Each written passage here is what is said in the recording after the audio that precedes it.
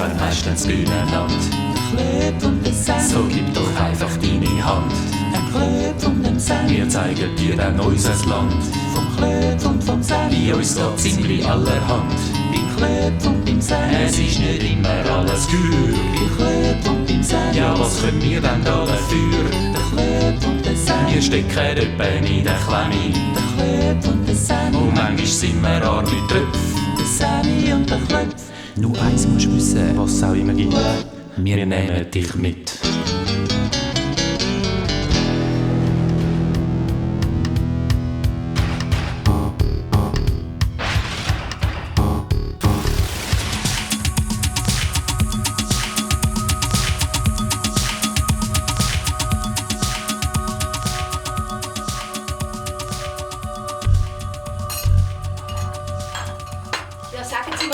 Was schaffen Sie denn eigentlich genau? Also Mami, geht's noch? Musst du ihn wirklich wieder das fragen? Ich habe es doch gestern erzählt. Ehrlich.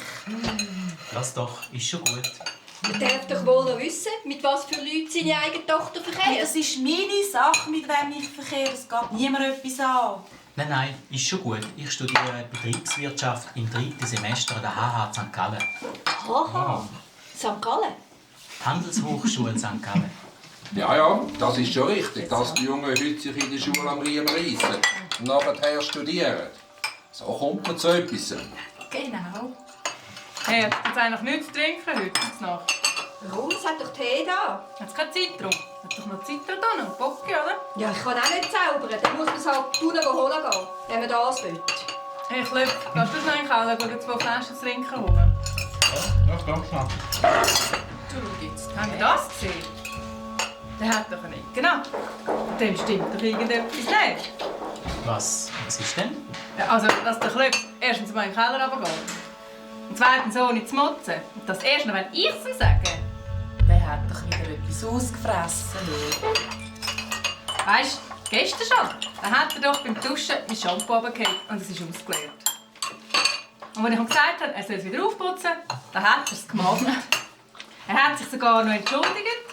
Ein richtiger Schleimer ist dieser Band. Der hat doch irgendetwas geschlissen, wenn mich fragt. Schläft dein Computer noch? Oder weisst du, Mami, was mit dem los ist? Du? Ja, hat er mit dir Lampe? Du weisst doch sicher, was los ist. Nein, ich weiss auch nicht.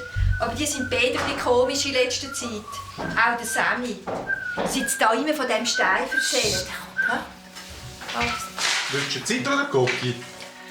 Du sollst dir eigentlich einen Schuh geben. Was ist eigentlich los mit dir? Tu doch mal ein bisschen normal. Was ist denn jetzt los? Hey, Klöp, sag mal, habt ihr echt das Zeugnis bekommen? Ja, genau. Hast du einen Nagel gehabt? Nein! Klar, hast du wieder einen Zweier geschossen im Deutsch. So, jetzt lasst doch mal den Klöpf in Ruhe. Ich hab gar kein- Sind doch froh, wenn er mal etwas hilft. Ja, genau. Du Klöp, Sie haben vorhin von einem Stein erzählt. Was ist das für ein Stein?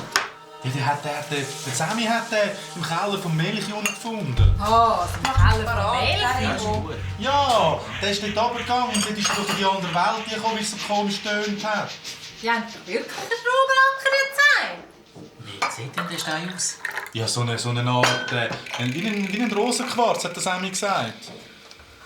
Komm, Schatz, wir müssen da. Ja, ich komme. Hast du den Stein da? Ja. Hey Moni, kannst du mir noch einen Kaffee durchlassen? Ja, sicher lade ich dir noch einen Kaffee aus. Ich sollte schon lange gegangen sein. Komm, endlich, Reno. Wir müssen einen Parkplatz finden, sonst verpassen wir den Film. Ja, ich komme. Oh, ich muss noch ein Watte anlegen. Danke vielmals fürs Essen, Frau Schmuckis. Hat sehr gemutet. Hat es vielleicht irgendwo einen Spiegel? Ja, in der Garderobe muss es sein. Du Klöpfritsch. Ganz schnell in die Garderobe rauskommen. Kannst du mir noch ein Hat Hey. es gewundert, hast du das gehört? Ursi, lass mir noch einen Kaffee raus. Was ist denn so speziell an dem Stein? Ja, der hat schon ein paar Mal tönt. Zeigst du mir den mal? Ja, ich habe immer nicht. Ich habe immer einen Hosensack. Da. Ja, das ist eine Art Rosenquarz. Ja, genau. Das hat der Sammy auch gesagt. Der fehlt mir genau noch in meiner Sammlung. Aha. Weißt du was? Verkaufst du mir den? Verkaufen? Ja, könnt ihr jetzt endlich gehen? Ja, ich komme. Ja, ich muss da zuerst... Sonst lacht es sich wieder aus. Aha. Ich muss zuerst den Sammy fragen. Los, ich gebe dir 500 Stutz. Was, 500 Stutz? Nicht so laut. Was, 500 Stutz? Psst, das müssen die anderen jetzt nicht wissen. 500 Franken, bist du einverstanden? Ja, aber ich kann das nicht einfach entscheiden, weil er gehört eben auch noch am Sammy. Ich muss den Sammy fragen. Ja, ich komme gerade. Gerade dort. Einen Augenblick. Komm, zeig noch. Ich komme gerade einen Augenblick. Los. Also los, ich gebe dir 1000. Was, du? 1000 Franken? Also los. Du redest mit der Sammy. Ja. Du rufst mir mal morgen an. Ja. Klar. Ja. Da auf dem Kärtchen ist meine Telefonnummer. 1000 Stutz in die Hand, okay? Ja, ich komme gerade. Und was bald ist es für dich? So steht da noch jemand. Ah, ja, genau. Also tschüss, bis morgen. 1000 Stutz. Ciao. Tschüss zusammen. Adieu, Frau Schmuck. Sammy, jetzt.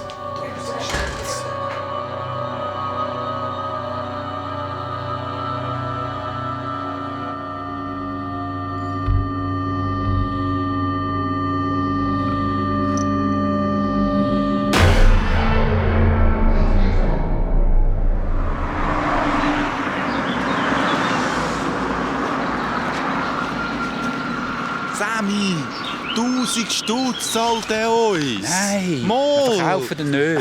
Kopf. Wer ist denn das überhaupt? Ja, das ist der Remo, der Freund von der Moni. Der gibt uns 1000 Remo, Franken in die Hände. Mal. Nein. Schau mal, du weisst genau, der Kong hat uns gesagt... Kong? Ja, der Kong hat uns gesagt, wir sollen immer gut auf den Stein aufpassen und gut auf den Stein hören mit. Was? Ja, der Kong hat doch gesagt, wir Ja, sollen der auf den Stein... Kong. Hey, Sammy. 1000 Franken, das Nein, ist, weißt wir du, wie viel ist verkaufen das? nicht, Klöpf. Und überhaupt, ich muss gehen. Ich muss, das schallt jetzt dann gerade. Wo gehst du jetzt? Ja, wir haben heute die schulärztliche Untersuchung heute Morgen. Oh, die haben wir gestern gehabt. Ja, komm. Da langt es dir im Fall ein Pfeif für die anderen. Ja, nein. Ja. Ja, siehst du es ja. Tschüss. Ciao.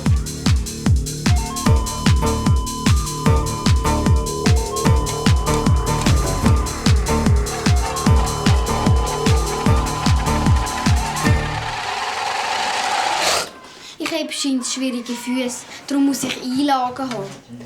Ja, was ist denn so schwierig an deinen Füßen? Ich habe Plattfüße und noch etwas. Was ist denn das für ein Orthopäd? Ich weiss doch nicht mehr, wie der heisst. Also ich finde das jetzt gar nicht so schlimm. Ja, sie meinen, ich brauche die Einlagen gar nicht mehr. Das wäre total gut. Ich darf im Sommer nämlich nie Sandalen anlegen, wegen diesen blöden Einlagen. Ja, jetzt wollen wir einmal noch schauen. Los, Anna, wir schreiben deinen Eltern noch ein Briefchen, gell? Jetzt kannst du gerade da hinten raus und kannst dich wieder anlegen. Adi, Frau Doktor. Ciao, Anna. Nicht da zu den Buben. Da raus musst. Schwester Luise, wie weit sind wir? Ja, die Hören sind durch. Jetzt kommen noch die Buben von der gleichen Klasse. Okay. Brünisauer Samuel. Ja, rufen Sie gerade rein. Brünisauer Samuel. Ich habe euch doch deutlich gesagt, ihr sollt alles abziehen, bis auf die Unterhose. Auch die Zöcke. Und wenn ihr Säckchen habt, wo der Schleissfüße haben, wie der da, dann müsst ihr ganz tief in die Unterdusche und sonst helfe ich dann noch nach. Und weißt du, die Füße? Ja. So, Brünisauer Samuel, du kannst reinkommen. Der nächste ist der Buckner. Ja, nein, das kannst du nicht. Ja, einfach der Wladimir Budings da. Er sollte sich parat machen und an der Tür warten. So, und du stehst jetzt mal dran. Da. Nein, da. Ja. So, Füße ganz an die Wand. Ja. Nicht auf die Zehenspitze. Au. Hör auf zusammenzucken. 1,54 Meter. Was? 1,4 Meter? 1,54. Ich bin aber 1,55 Meter. Was ist er jetzt? Also mein Papa. 1,53. Was? Nein, aber mein So, Papa komm hat jetzt. mich also gemerkt, ich bin Auf die letzte Waage. Woche 1,55 Nicht nur da. 1,53. Nicht rumzäppeln. Die tönt ja wie mein Stein. Die tönt genau wie mein Stein. Nein, jetzt spinnt die Richter schon wieder. Endlich. 37,5. So, und jetzt gehst du den Frau Doktor führen.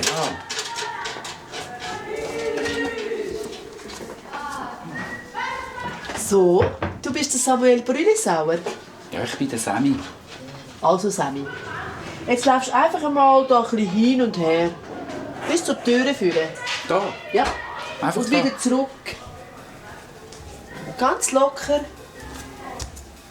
Ja. Du musst ein bisschen gerade laufen. Ja, ist gut so. Und was tönt jetzt da wie ein Stein? Ja, die Waage. Die Waage tönt ja unser Stein.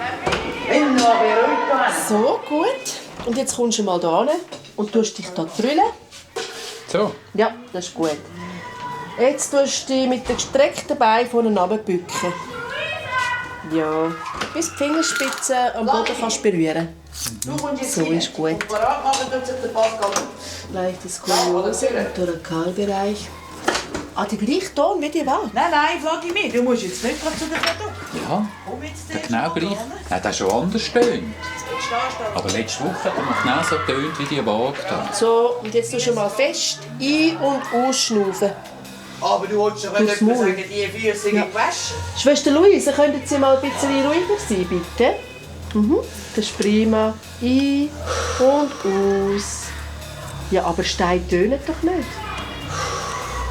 Ja, das haben wir eben auch gemeint. Wer mir? Ja, der Klöpf und ich, wo wir eben dort in der Nein, Küche- jetzt musst du schnell ruhig sein. Komm. Du musst noch mal tief einschnaufen. Und aus. Aber nicht so am meisten. Hast du schon ein paar Mal gesagt? Und aus. Ja, das ist prima. Das ist ja ganz interessant. Und woher habt ihr denn den Stein? Ja, das ist eben mir. Ich bin doch dort beim Melchior und dann bin ich doch da in diese komische Welt hineingekommen mit diesen Bahnen und den Tieren und den Zeug. Und als ich dann vom Glon davon gerannt bin, sind wir doch da beim Rätselwald und beim Silberfall sind wir rausgekommen. Und am nächsten Tag hat ich dann der Klöpf eben den Stein in der Hose gefunden. Ja, hast du denn das dir erzählt? Ja schon, aber die glauben es einem ja doch nicht. Der Klöpf hat mir es zuerst auch nicht glauben. Was, der Klöpf? Ich habe gemeint, ihr seid auch dabei gewesen. Ja schon, aber der mag sich eben noch nicht mehr erinnern mit. Aha. Wie, der ist nicht? So, jetzt tust du mal husten. Ja, noch ein bisschen fester. Und wo hast du denn den Stein? Ja, der ist eben bei uns. Ja, nochmal husten. Prima, es ist alles in Ordnung. Kannst du dich in die Garderobe wieder umziehen? Ja. Adi, Frau Doktor. Ciao, Sammy. Nein, Brüllisauer. Da geht's raus. So, wer ist der Nächste? Vladimir, jetzt gehst du zu der Frau Doktor. Okay. Pascal, du bist weg. Du kommst hier und der Andreas Du bist also der Vladimir. Jetzt kannst du gerade einmal einfach ganz normal ein bisschen hin und her laufen. So ist gut. Ein bisschen gerade. Ja, prima. Bauch hinziehen.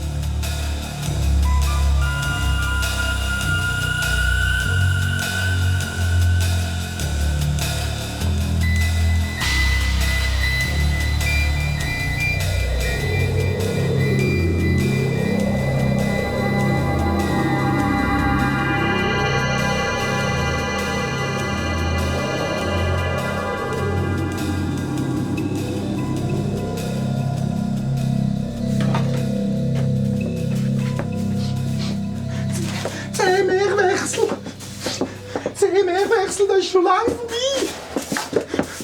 Und von der Therese auch nicht gehört. Machen muss man aber alles selber. Gehen helfen einem ja nicht mehr. Aber ich kann dir sagen, Pincha, die Nikwa, die verwünscht mich nicht. Nein. Den Krümpel überall. Aber Pincha, ich werde niemals dich als Bäcker zählen enden, das kann ich also versprechen. Nein, niemals. Genau. Wir machen aus unserem Hütchen eine richtige Festung. Wir tun uns einmauern über uns, genau. Wir tun alles zunageln. Dann kommt da niemand rein. Ja, genau. Alles zunageln.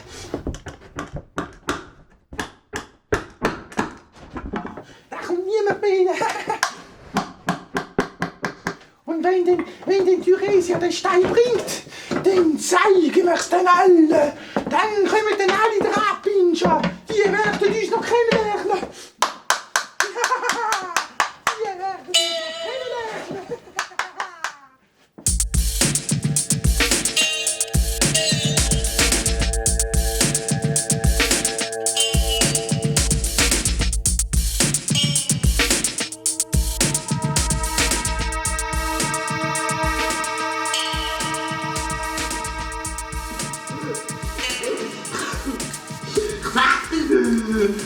Wenn ich zum Scheissdreck wenn der Heim abziehe, ich sag's dir, du nicht, du musst alles putzen und saufen, das ist auch nicht mehr, das ist doch nicht mehr normal. Ja, du bist doch ein Trottel, du.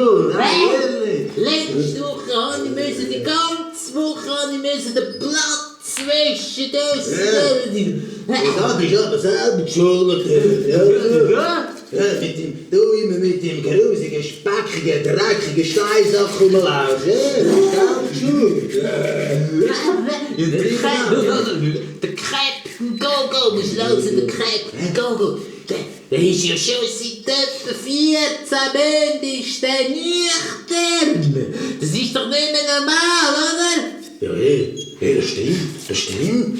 Der sauft gar nicht mehr. Hey, komm, gib mir einen Schluck. Wieso ist denn alles anders als früher? Sag! Warum? Du kannst eine Frage stellen, hey. Was ist eigentlich wegen dem Stein, der verschwunden ist? Nein, jeder Wort. Wegen dem Stein? Ja klar, weißt denn du deine Löffel? Ja, alles nur wegen dem Stein. Alles nur wegen dem Stein. Hey, das ist einer von den lebenden Steinen.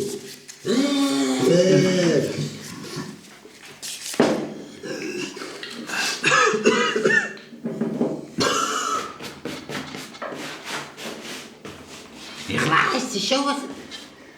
Aber sag mal, was ist jetzt schon wieder genau ein lebendiger Stein? Das ist aber nicht dein Ernst, oder? Ich darf doch noch fragen, oder? Weiss doch jeder, go, was das ist. Nein, ehrlich. Also du tust wirklich mühsam heute. Kannst du mir doch sagen, oder? Einer von den lebenden Steinen, das sind die, wenn du so einen hast, dann hast du riesige Macht. Was Macht? Ja. Was ist denn das? Was ist denn das? Weißt doch, was Macht ist? Wenn du so einen hast, dann können ja Tausende von Leuten machen alles, was du willst. Da wirst du. Nein, das ist denn geil. Ja, was ich will. Du wirst so mächtig wie die Liga, und noch grösser. Ja. Ja, und so einen Stein ist jetzt da draussen. Ja, stell dir mal vor, wenn dort draussen einer den Stein verwünscht. Ja, was würden denn wir machen, wenn wir so einen Stein hätten? Dann kann dann also der Gogo seine Steine selber putzen. Und meine auch noch gerade dazu.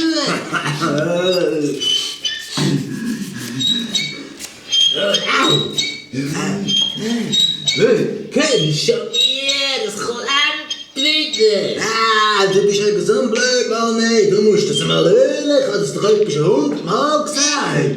Ja, nein, saufen nutzt im Fall auch nicht. Du musst dich genieren ein bisschen. Die Flasche ist ein paar meine, gell? Aber du, sag mir, was macht denn all die Löcher da? Weißt du, da im Pfad, die Schockgurgeln und da die Blitzschleudern runter. Also du hörst ja schon überhaupt nicht zu. Du hörst einfach nicht zu. Die haben doch alle müssen zu der Liga ein grosses Anrufen wegen dem Stein. Was, wegen dem Stein? Ja, klar. Aber was machen denn die da? Ich denke wegen dem Spion. Was, wegen dem Spion? Ja, klar. der es eigentlich rausgeschickt haben, um den Stein zu suchen. Ich probiere es eigentlich immer noch nicht. Und seit der dort draussen ist, haben die da innen die ganze Zeit und nonstop Krisensitzung. Ja, was meinst du eigentlich, was da los ist, hä? Sind eben total obergestopft. Also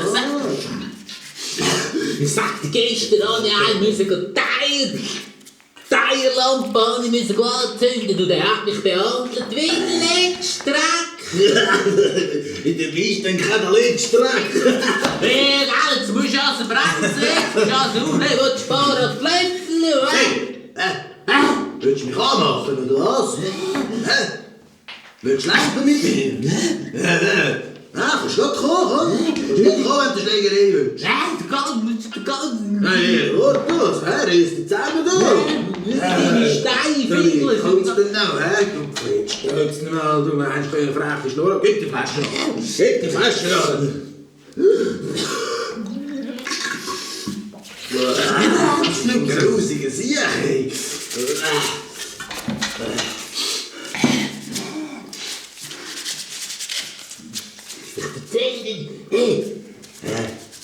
Erzähl dir jetzt auch etwas, aber das ist niemandem sagen. Nein, sicher nicht. Kennst du mich auch? Ja, Was?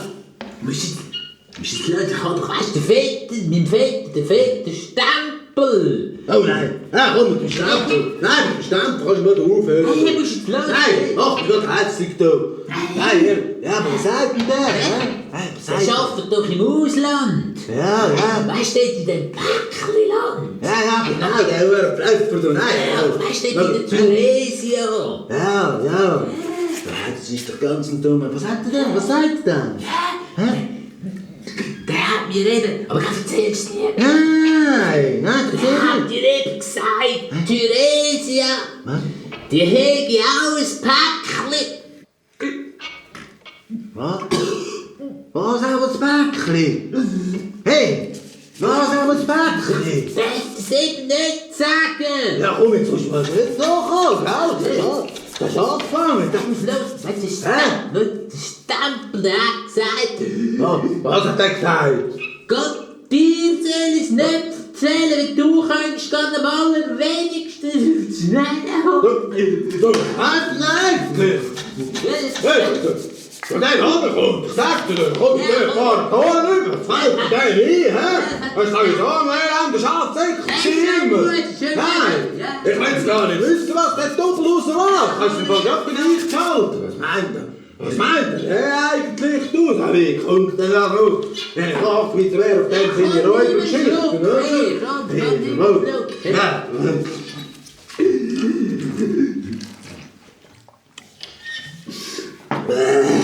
Hey, das musst du ja verstehen. Ich erzähle dir all meine Geheimnisse, oder? Und du kommst mir nachher nicht so, oder? Hey, das ist schon nicht so fair, oder? Wenn es ausgelaufen ist. Nein, aber los jetzt. Du weißt doch wirklich ganz genau, dass wenn einer ein Geheimnis behalten kann, dann bin ich also wirklich ich, oder? Nein, dann täuschst du mich also schon ein bisschen, nein, sicher. Ich muss eigentlich sagen, für dich Fiegel, ne? Ja, Ehrenworte. Ich lebe dort, bin ich also Silber, du. Ja, komm, erzähl doch jetzt. Was hat er denn für einen Quatsch gegeben? Das ist eben kein Quatsch. Ja, was hat er denn gesagt? Hat er gesagt, Tunesien, oder? Die haben ja auch ein Päckchen in die unsere Welt rausgeschickt. Nein, das stimmt doch nicht. Nein, das stimmt doch nicht. Ehrlich? Stimmt das wirklich, Mensch? Wenn es der Stempel sagt. Ja, eben, wenn es der Stempel sagt, ist die Chance groß, dass es nicht stimmt, nicht? Jetzt sagst du auch Aufruhr nicht tun, ich sag das.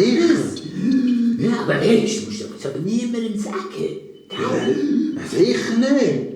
Hey, das musst du doch melden. Nein, du spinnst. Wieso? Das musst du doch melden, hey. Nein, spinnst. Oh. Das darf doch niemandem sagen. Hey, Wieso? Nein, das musst du tun. Wenn du redest, sicher, was von ihm losgeht. Was? Go, lauf los.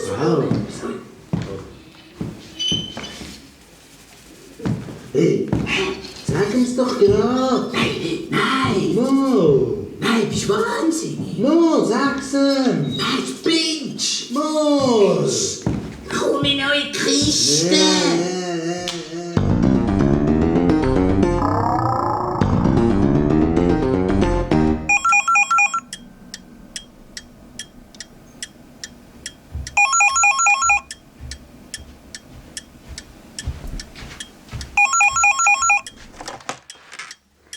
Brüllisauer? Grüezi, Frau Brüllisauer.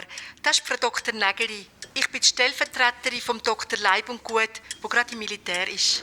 Ah, grüezi, Frau Doktor. Frau Brüllisauer, ich rufe Ihnen an wegen Ihrem Sohn Sammy.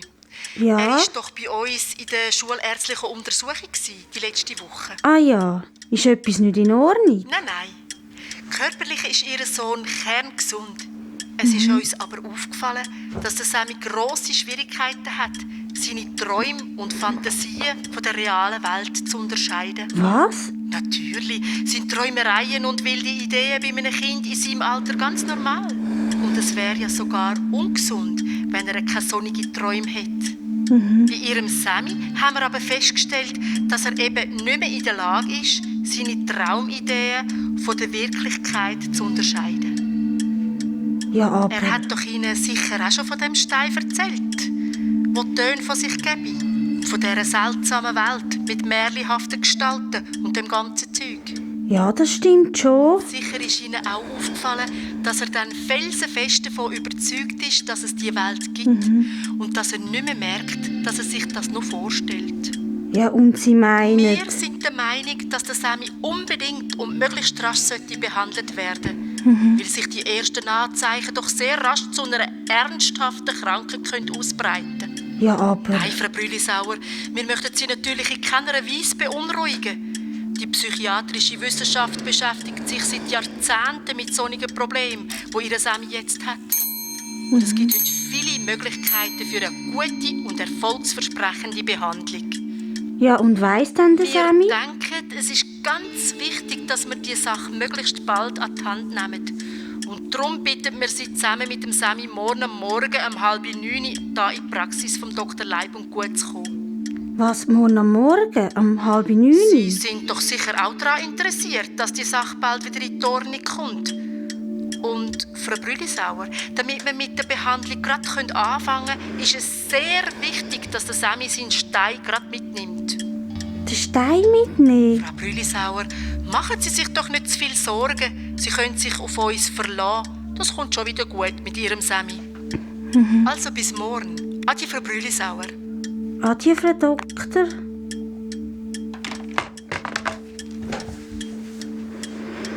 Was ist denn mit dem Bub los? Hat echt der Klopf auch so Probleme?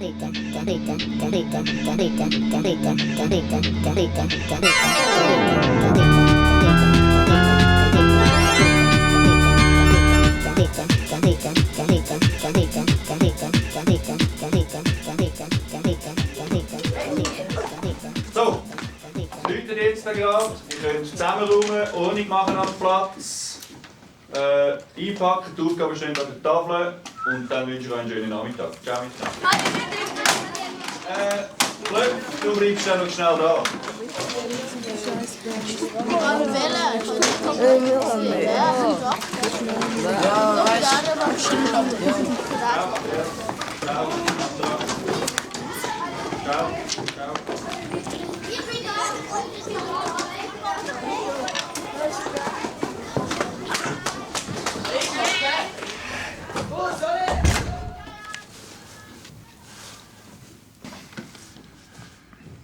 So, Klöpf, wie hast du es gemacht? Was gemacht?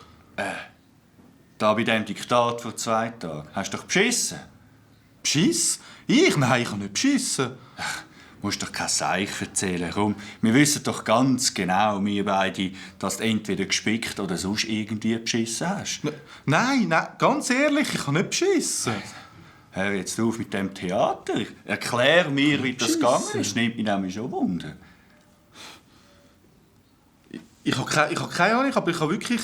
Nein, sicher, Herr Gütinger, ich habe wirklich... Klöpf. Wie viele Fehler hast du denn gemacht im vorletzten Diktat? Im vorletzten? Ja, dort mit dem Auto und dem Unfall. Aha. Ah, ja, aber dort bin ich, das war dort bin ich krank ein bisschen. Ja, dort krank, ja. 23 Fehler, das sind 23 Fehler. 23. Und beim letzten Diktat, bei dem gerade vorher. Im letzten? Ah ja, dort hatte ich auch ein paar, aber dort hat der Raffi dort... Also, der ist doch gleich, was der Raffi hat. Dort hast du auch 18 Fehler gehabt. 18. Und jetzt, in dem Diktat, das wir gerade geschrieben haben, rate mal, wie viel das dort gemacht hast. Ja. Also ich habe nicht das Gefühl, es sei viel schlechter. Ja eben, 0 Fehler hast du gemacht. Was? 0 Fehler? Wow, das ist dann lässig. Du, jetzt machst du mich dann aber verrückt. Willst du mich verarschen? Immer machst du so viele Fehler und jetzt plötzlich 0. Und dann hast du noch die Frechheit, so zu grölen vor mir. Jetzt will ich eine Erklärung, wie das gegangen ist. Ich kann nicht beschissen, sicher nicht. Ich weiss es auch nicht.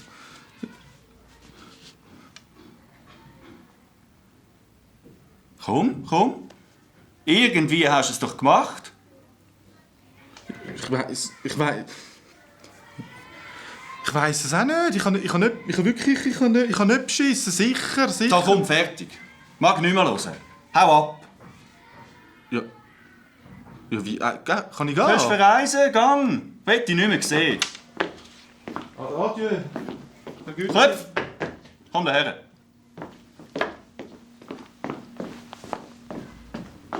Bis morgen habe ich von dir eine schriftliche Erklärung über den Vorfall. Und wenn morgen am Mittag auf meinem Pult der Zettel nicht liegt, dann bin ich leider gezwungen, mit deinen Eltern Kontakt aufzunehmen und denen den Vorfall zu erzählen. Jetzt kannst du gehen.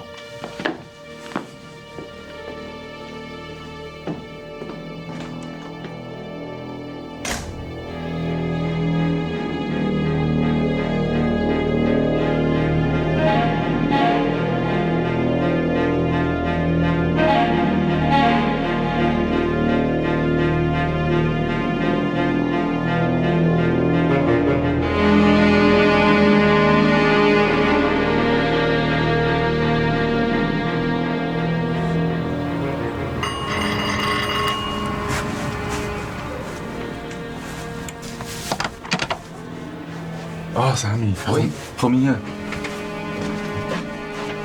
Komm, wir gehen ins Zimmer rauf. Ja, komm. Was ist los? Komm rauf. Ist etwas los? Komm, wir gehen ins Zimmer.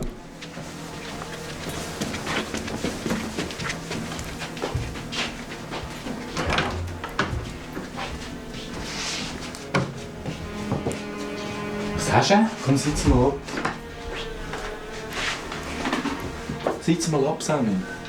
Ja. Was hast du denn? Ich habe dem Remo angerufen und ich verkaufe dem den Stein. Nein, jetzt haben wir also abgemacht, dass wir den behalten. Kannst du doch jetzt nicht einfach am Remo den Stein verkaufen? Sammy, seit ich den Stein habe, passieren mir ganz gespässige Sachen. Was für gespässige Sachen?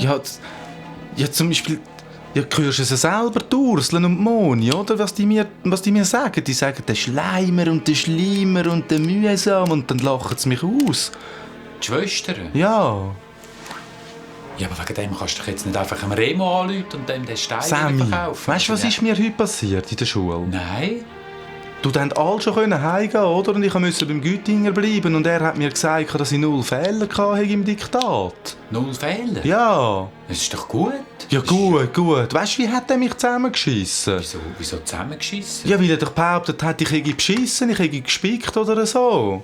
Ja, hast du denn beschissen? Nein, eben nicht. Ich habe noch nie in meinem Leben 0 Fehler gehabt, oder? Und jetzt muss ich bis morgen aufschreiben, wenn ich beschissen habe und sonst läutet er am Fetsch an. Weißt du, wie gibt das ein Theater? Ja, Sammy, das hängt mit dem Stein zusammen. Das hängt sicher mit dem Stein zusammen. Seit ich den habe, passiert mir so Zeug. Ja, so. Sammy, den verkaufe ich. Ich verkaufe den Stein. Nein, den kannst du nicht verkaufen. Kannst du doch jetzt den Stein nicht verkaufen? Ja.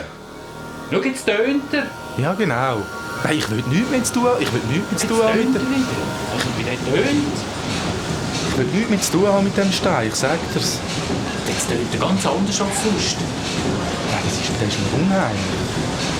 Wie ein Dampfschiff. Nein, ich will den nicht mehr. Sammy, ich verkaufe den Stein. Hey, ich verkaufe den. Nein, also... Sicher, also wenn du den Stein verkaufst, also dann will ich gar nicht mehr dein Freund sein. Was, nicht mehr? Also wenn du mich nicht verstehst oder nicht verstehen willst, dann will ich gar nicht mehr dein Freund sein, im Fall. Gib mir den Stein. Nein! Jetzt gibst du mir den Stein. Nein, wer kann denn das noch sein?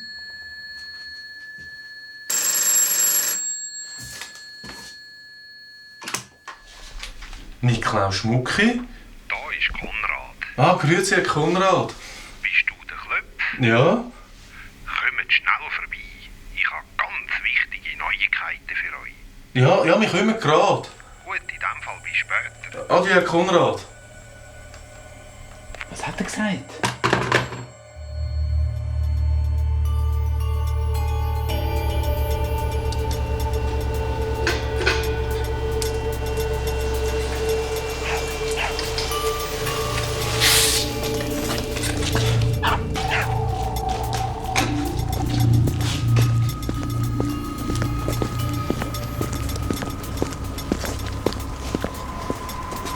Die Tür ist offen. Hä? Die Tür ist offen. Hast du es auch nicht da? Es hat Licht drin. Hat er gesagt, wir sollen gar kommen? Ja, er hat gesagt, kommt sofort. Soll ich? Kann man läuten? Soll ich mal läuten?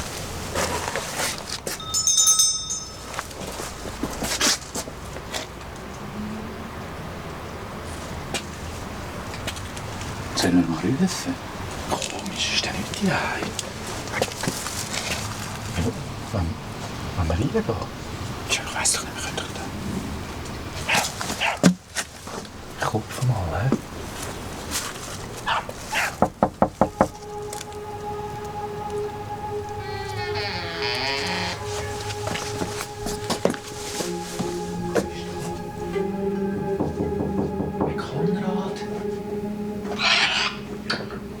Herr Konrad!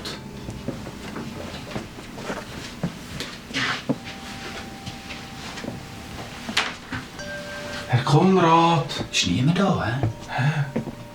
Komm hier, Sammy! Komm hier! Ich habe schon ein bisschen Schiss. Das Licht brennt ja. Also, vielleicht ist er noch schnell weggegangen. Hat die gesagt am Telefon, wir sollen kommen, oder? Ja. Sollen gar kommen? Ja. Wo ist er denn eingegangen? Ja. Komm, wir warten, Sammy. Komm, wir warten auf ihn. Ist echt etwas passiert? Da sind wir gesessen das letzte Mal. Ja, genau.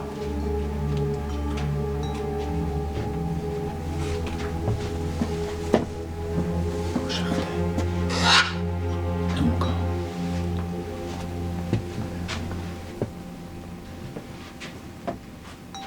Da hat es ein Zettel.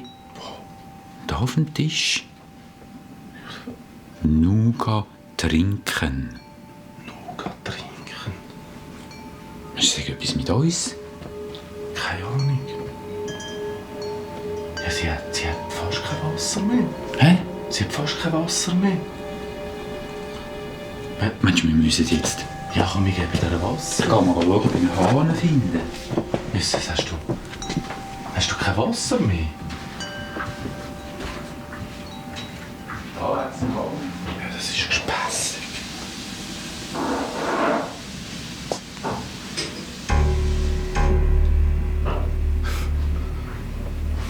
Da hat es ein bisschen Das Wasser. hast du gefunden? Ja. So. Schau da, ja, schau. Wasser. Ja, jetzt kannst du wieder trinken. Ja. Da hat es doch noch etwas drin. Wo? Da am Boden im Käfig. Dem Sand? Ja, da hat es etwas. Was ist denn das? Meinst du, ich kann da reinlangen? Meinst du, die beißt nicht? Ja, keine Ahnung.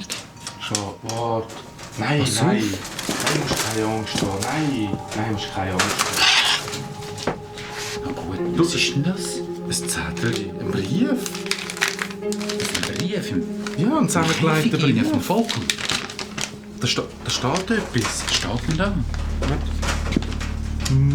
Musste dringend...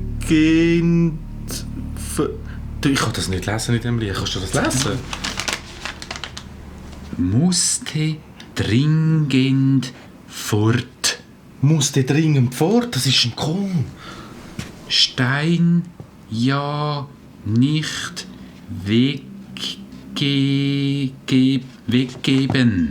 Stein ja nicht weggeben? Unser Stein, meinst du? Ja, klar. Der hat etwas Kommt gefunden. der Stein in falsche Hände, wird großes Unheil passieren. Wenn der Stein in falsche Hände kommt, wird grosses Unheil passieren, Sammy. Mit unserem Stein? Ja, klar. Wie du weiterlesen? Ja, lies weiter. Stein kommt aus anderer Welt. Aus einer anderen Welt? Stein lebt. Eben. Das haben wir doch... Was hat er wollen Das sagen? haben wir doch einmal gedacht, dass der lebt. Der hat uns die Nachricht... Du weiterlesen. Wesen aus anderer Welt kommen. Wesen aus einer anderen Welt kommen. Euch Stein wieder wegzunehmen. Um uns den Stein wieder wegzunehmen? Du meinst, die wollen uns den Stein wieder gehen? Der Klon kommt wieder. Lies weiter. Seid vorsichtig. Folgt immer dem Stein. Gruß, Konrad. Was hat er echt gemeint mit Du dem? meinst, Folgt immer der dem Klon Stein? kommt wieder. Der kennt mich, der Klon. Der ist vielleicht verrückt. Der meint vielleicht, ich hätte den Stein gestohlen.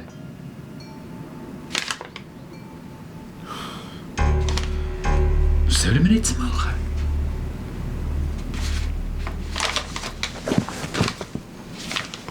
Nein, das ist... Der hat das im extra im Käfig versteckt für uns. Das ist nicht der Klon, das ist der Remo. Das ist der Remo, der kommt. Wer ist denn der Remo? Der Freund von meiner Schwester. Genau. Der dir 1000 Stutz geben. Ja, klar, das ist der. Ah, du meinst, der kommt aus der anderen Welt? Ja, wie sieht denn der aus? Eigentlich ganz normal, aber der hat doch so gesagt, Klöpf, erzähl niemandem von diesen 1000 Stutz. Das ist der. Und du hast mit dem einfach... Ja, und das ist der Freund von der Moni. Ja, die hat den ganz neu gegeben.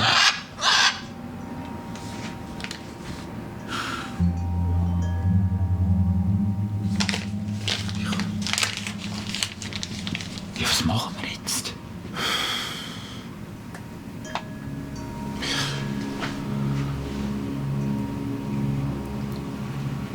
Ich habe mit dem abgemacht morgen. Mit dem Remo? Ja, wegen dem Stein. Ich habe mit dem abgemacht.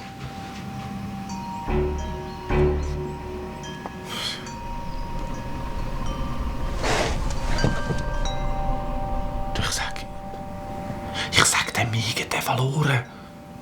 Wegen den Stein verloren? Ja, klar. Das ist eine gute Idee. Ja, genau, das sag ich. Ja, und wenn der dir etwas macht?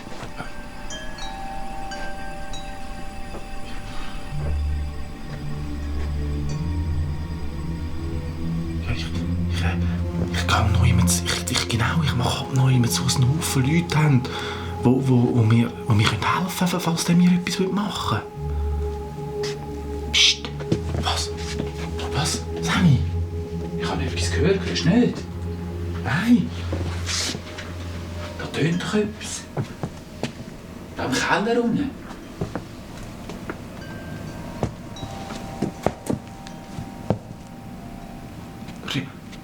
Ruf mal. Ruf mal runter. Herr Konrad. Nochmal. Herr Konrad. Hallo? Hast du nicht Sammy, komm. Komm. Hast du nicht gehört? Nein, nimm das Zettel, wir hauen ab. Nimm das Zettel. Wir hauen ab. Mensch, wir sind nicht erwartet. Nein, komm, wir hauen ab. Wir hauen ab.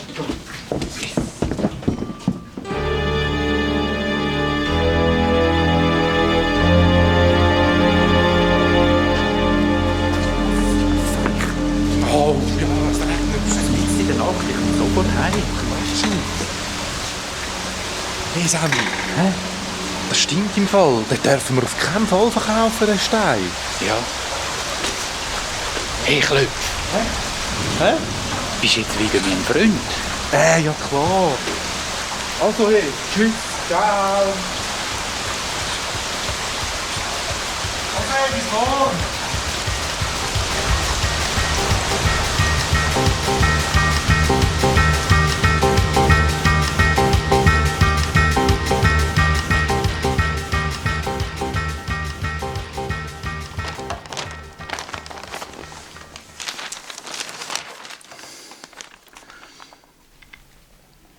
Kannst du nicht schlafen?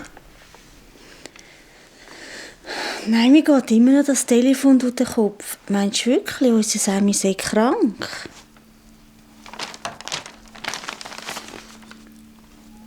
Wann müssen wir jetzt zum Psychiater? Beat, ich vertrage das nicht. Ich habe dir schon mal gesagt, das ist nicht ein Psychiater, das ist Frau Dr. Nägeli, die Schulärztin. Aber sie hat doch etwas von Psychiatrie erzählt.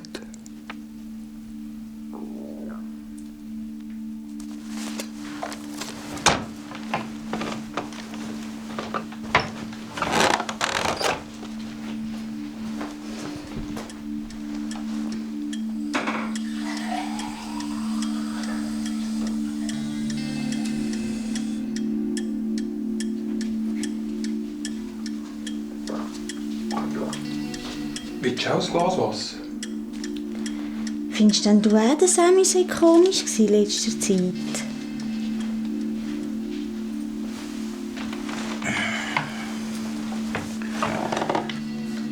Ja, jetzt könnt ihr mal schauen dort hin. Es wird sicher gut rauskommen.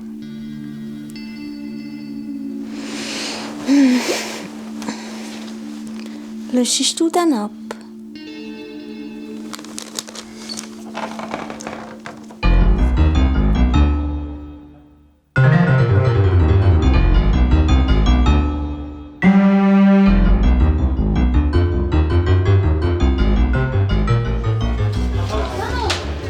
Hey Klöpf, da bin ich. Primo. Hoi. Hoi. Willst du auch einen Hamburger? Nein, ich habe keinen Hunger. Du, aber sag mal, wo wohnst du genau? Wohnst du bei deinen Eltern? Nein, ich wohne nicht bei meinen Eltern. Ich wohne in Zwil, ich habe dort eine eigene kleine Wohnung. Aber los, hast du den Stein dabei? Verkaufst du ihn? Ja, wir haben den verloren. Was? Was verloren? Ja. Das kann ja nicht sein. Ja, ich kann ihn am Sammy gegeben und er behauptet, ich hätte ihn ihm nie gegeben und er hat ihn nicht mehr und ich nicht. Er ist nicht mehr rum. Ja, aber du willst doch mir nicht weismachen, dass ihr den Stein einfach verloren habt. Ja, mal, wir haben... Aber wieso willst denn du das... Wieso willst denn du genau den? Wieso kaufst denn du dir nicht irgendeinen anderen Rosenquarz? Komm mal da hin. Das mit dieser Wohnung zu Wil und das mit der Handelshochschule, das stimmt alles gar nicht. Was? Nein, das ist nicht wahr. Ich komme aus einer anderen Welt. Aus einer anderen Welt? Ja. Dann stimmt ja das, was der Kong gesagt hat. Dann bist du der. Dann bist du der von dort. Wer ist der Kong? Der Lehrer Konrad hat gesagt, sie können aus der anderen Welt uns den Stein klauen. Ja. Was hat denn der sonst noch gesagt? Ja, der hat noch... Ja, wieso soll ich dir das erzählen? Ich sag dir nichts. Ich sag dir nichts mehr. Hat er dir auch erzählt, dass der Stein lebt und dass der unter keinen Umständen die falsche Hände geraten? Ja, genau. Genau. Wieso weißt denn du das? Das stimmt, was der Kong gesagt hat. Aber vor mir musst du keine Angst haben. Und ich gehöre zu denen, die schauen, dass der Stein nicht als falscher Ort hinkommt. Weil sonst bricht in unserer Welt ein furchtbarer Krieg aus. Was, ein Krieg? Ja, und darum müssen wir schauen, dass der Stein wieder zu dir kommt. Ah. Wo haben ihr den Stein das letzte Mal gehabt? Ja, aber ich bin 100% sicher, dass ich den am Sammy gegeben habe. Der muss den in seinem Zimmer verhühnert haben. Im Sammy daheim? Ja. Komm. Was? Wohnen? Hey, halt! Hey! Wo gehst du denn? Sammy? Was zum Sammy? Du hast doch vorher gesagt, dass ihr den Stein das letzte Mal beim Sammy daheim seid. Also gehen wir ihn dort hin suchen. Aha, komm. Ja, aber... Hey!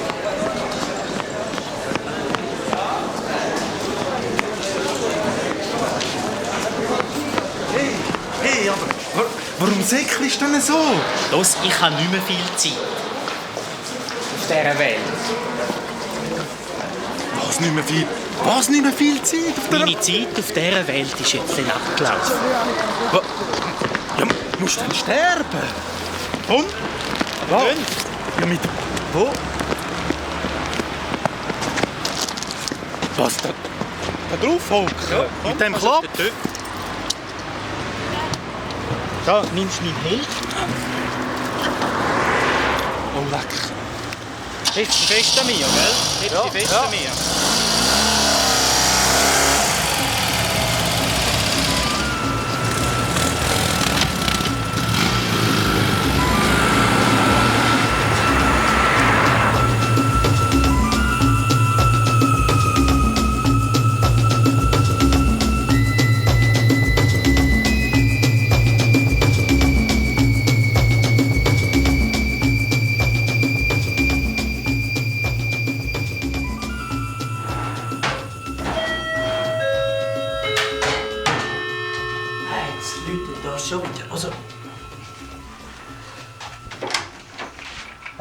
Samuel kommt ja noch. Grüezi, Frau. Ah, ja. Die Mutter von Samuel. Ja, kommen Sie noch. Komm doch schnell die Schuhe putzen hier. Nur gerade ins Wartezimmer. Können Sie gerade Platz nehmen? Gut.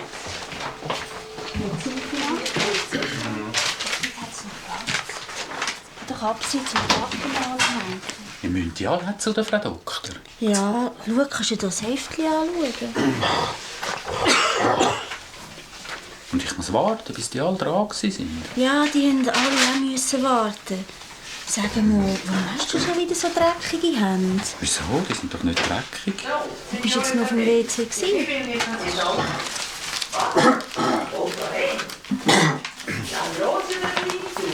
Ich nicht wissen. Was hat der Doktor gesagt? Ja, ich nicht wissen, ich nicht gut verstehen. Nein, ich bin jetzt einmal eine grosse Mann. Und dann zweimal. Am Morgen und am Abend hinweisen. Ja, du mal so. Komischer Vogel. Ah, Sie. Müsst ihr jetzt wieder mal an... Sie, Gatze.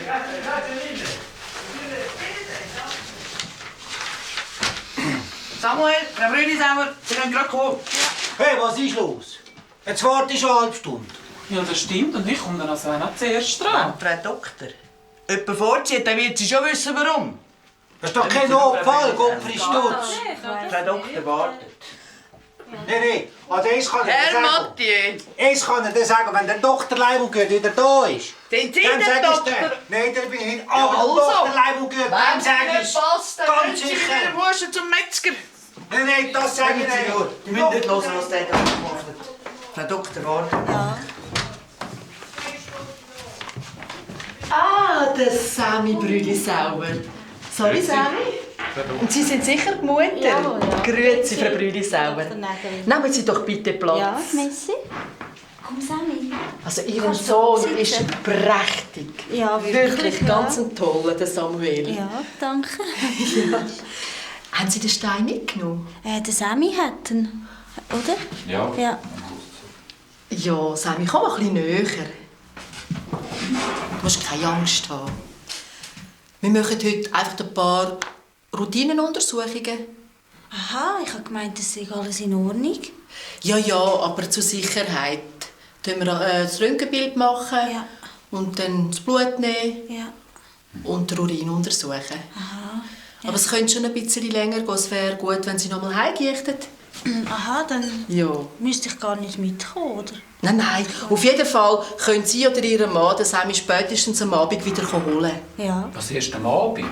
Ja, Sammy. Schwester Luise? Ja, was ist? Könnten Sie bitte die Frau Brülisauen raus begleiten? Ja, wieso muss ich jetzt schon wieder gehen? Ja, es geht etwa noch ein bisschen länger. Ja. Auf Wiedersehen, Frau Brülisauer. Adi, Frau Dr. Bis zum Abend. Wir rufen dann an. He? Ja,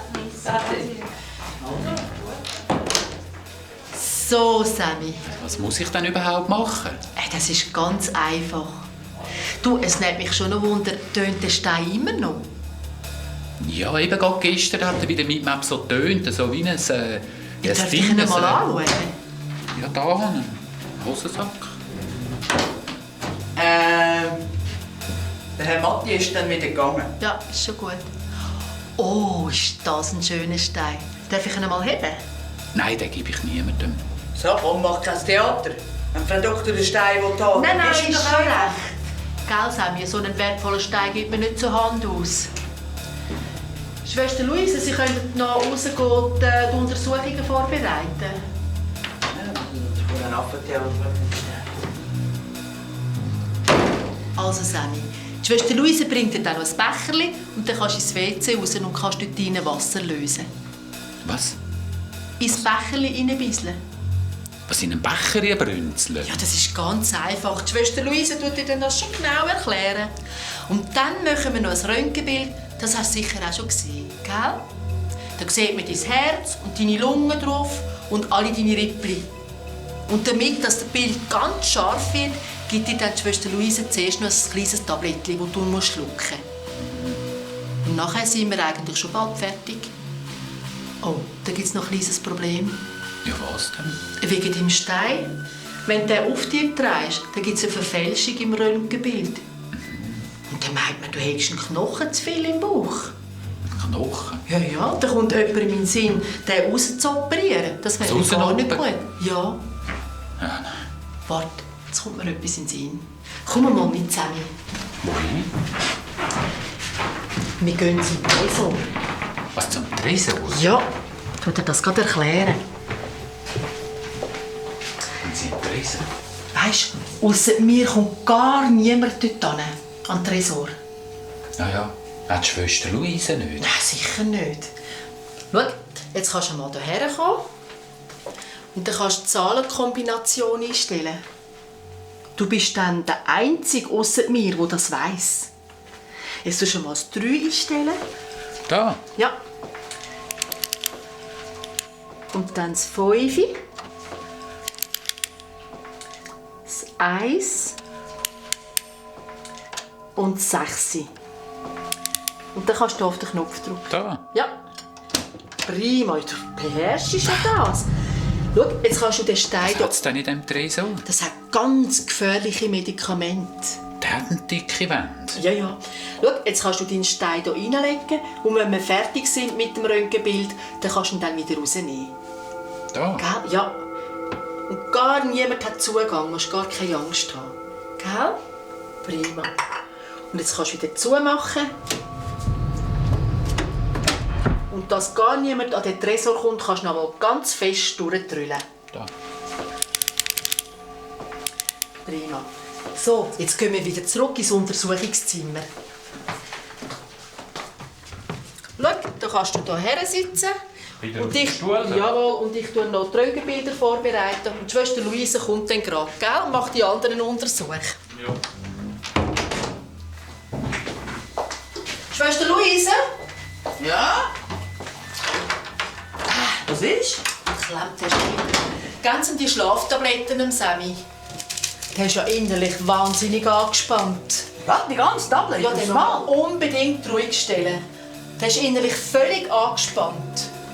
Und der glaubt ja immer noch an den Stein, dass der tönt. Ja, ist in Ordnung. Geben wir mal das.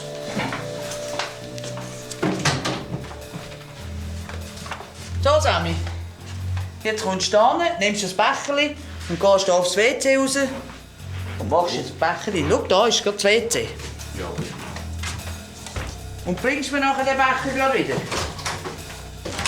Aber nicht daneben das Schiff. Da. Ja, aber ganz, die hat dann noch Nerven bei so einem kleinen Grögel.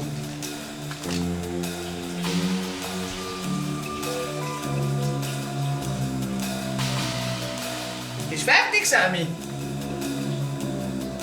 Ja, oben.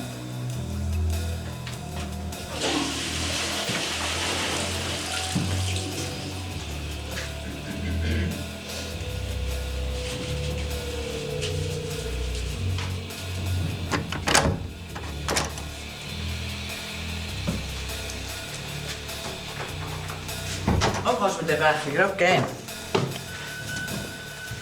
Und jetzt schluckst du noch die Schlaftabletten. Gib dir gerade noch ein Glas Wasser. Was, Schlaftabletten? Ja klar, der Doktor hat dir doch gesagt, wie sie das Tablettchen nehmen. Ja, Da, komm da hin. Ja, aber sie hat gesagt, Tabletten wegen dem Röntgenbild, dass das Röntgenbild scharf wird. Nicht Schlaftabletten. Ah ja, klar, so kann man dem auch sagen.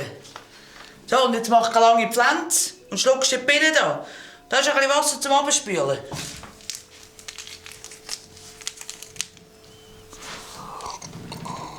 So, und jetzt liegst du dort aufs Bett, bis wir parat sind fürs Röntgenbild.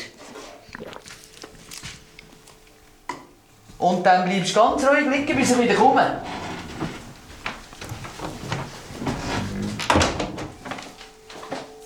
Sie haben auch noch Nerven. Gerade ein ganzes 75 für so einen kleinen Schnuderi. In 5 Minuten schlaft er dem in toten Fisch. Ja, ja, lassen Sie mich nur machen.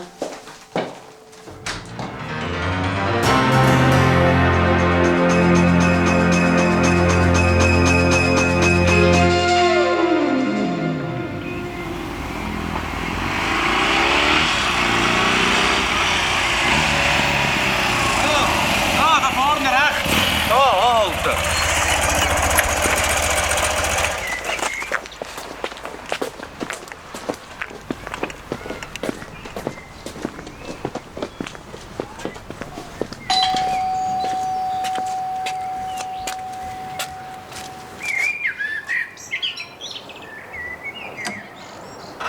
Ah, hoi Klöpf. Grüezi, Frau Brüllisauer. Ist der Sammy da?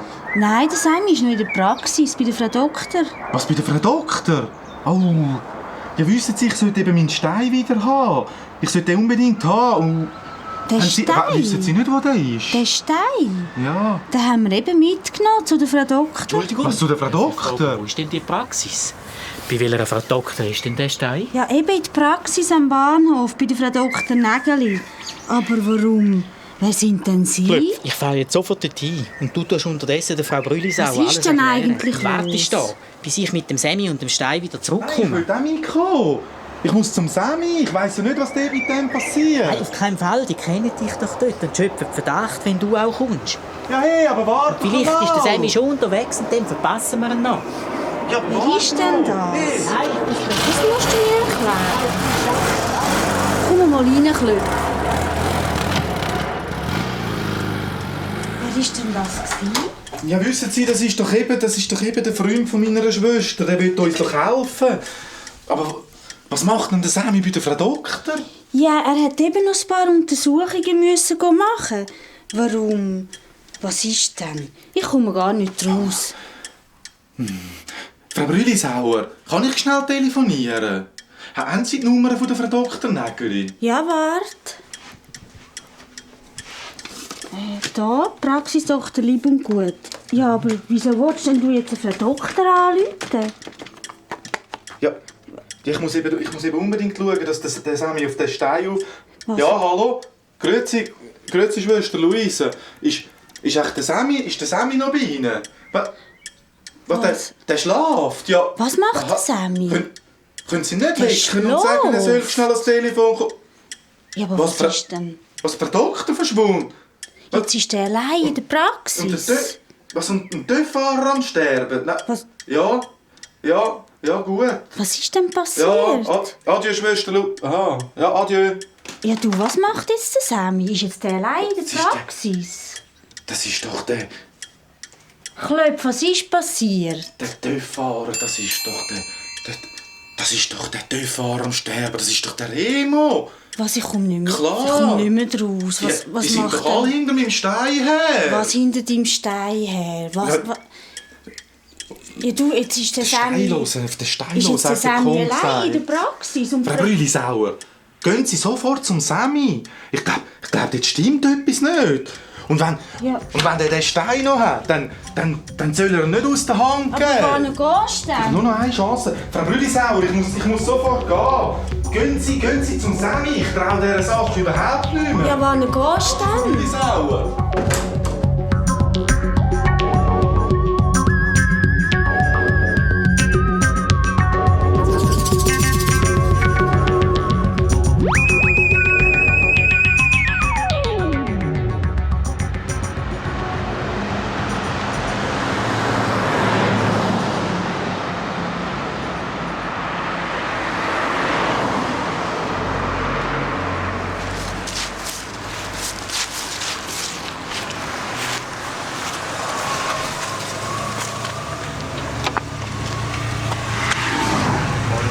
Hey, fahren Sie beim Schiffsteg unten vorbei?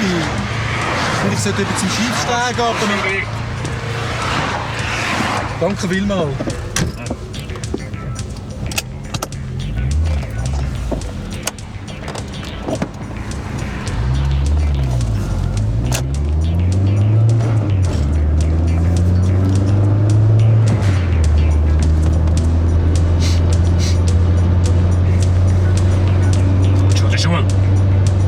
Nein, ich gehe eben zum Grossi runter, weil einmal in der Woche helfe ich ihr immer und dann so putzen und so, weil sie ist eben schon total alt, oder?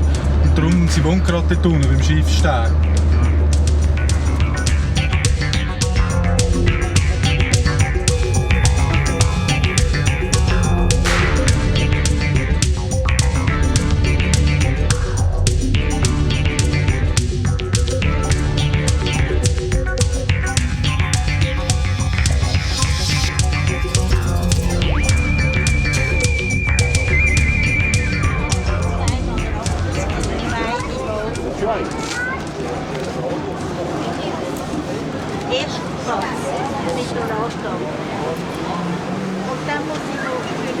Hey, sie ist der Schalter noch nicht besetzt. Ja, ich komme. Hat ja nebendran einen Schalter, oder? Wann fährt das nächste Schiff auf Duvenau? Was wollen Sie? Wann fährt das nächste Schiff auf Duvenau? Hören Sie nicht gut? Der da kommt, der geht auf Duvenau. Aber wegen dem müssen Sie ja nicht rumschreien, oder? Ihr könnt anständig tun, wie die anderen Leute auch. Geben Sie mir ein Billett. Auf was warten Sie noch? Ja, nur nicht hetzen. Wollen Sie doch nicht Salamashi? Ja, Retour oder einfach? Was einfach? Natürlich ganz einfach. Ja, das ist aber der letzte Kurs heute. Wie wollen denn Sie zurückkommen? Das geht Sie doch überhaupt nicht an. Jetzt machen Sie das Billett führen, aber zwar ein bisschen teuer. Ja, ist schon gut. Wir werden ja wohl noch dürfen fragen, oder? So, das macht 9,80 Franken. Gut, macht 10 Franken und 20 Franken. Hallo, hey, Sie da! Sie haben mir 20 Noten gegeben. Ihr Rausgeld, hey, Ihr Rausgeld! Selber die Schuld, du blöde Kuh da.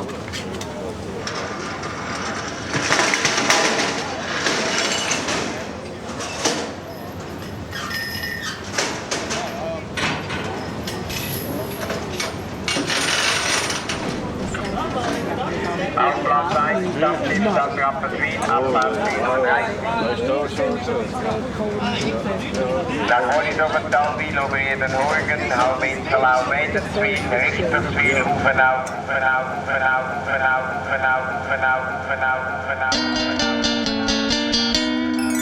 Wir hocken meistens übereinander. Klöt und Dessert, so gib doch einfach deine Hand. Ein Klöt und ein Dessert, wir zeigen dir dann unser Land. Vom Klöt und vom Dessert, bei uns geht ziemlich allerhand.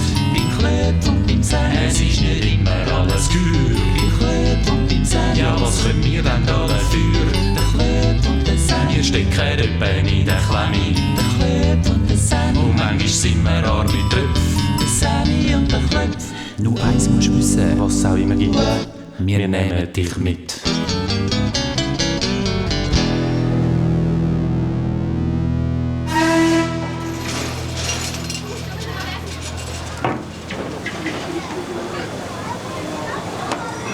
Die erste Klasse auf, oder dann überhaupt pfeifen nochmal.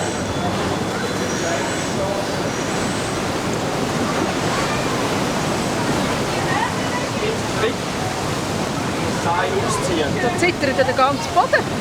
Hey, was ist mit dem Schiff los? Wie lange geht es bis auf die Uvenau? Auf die Uvenau? Ja, aber da müssen Sie schon eine Stunde rechnen. Was? Eine Stunde auf dem Schrothaufen? Was ist denn das für ein Lärm?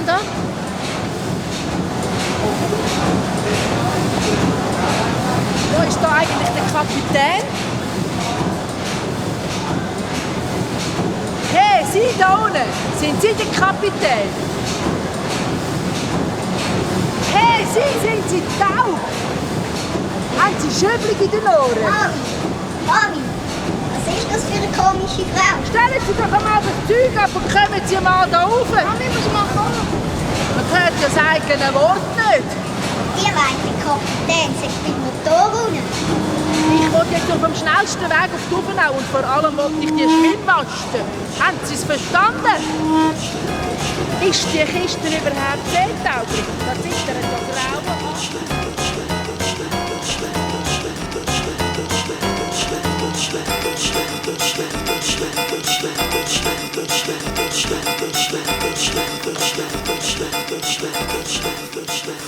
Von überall geht Botschaften rein, von der ganzen Welt. Und alle berichten von Unruhe. Aber von der äußeren Welt ist nichts mehr gekommen.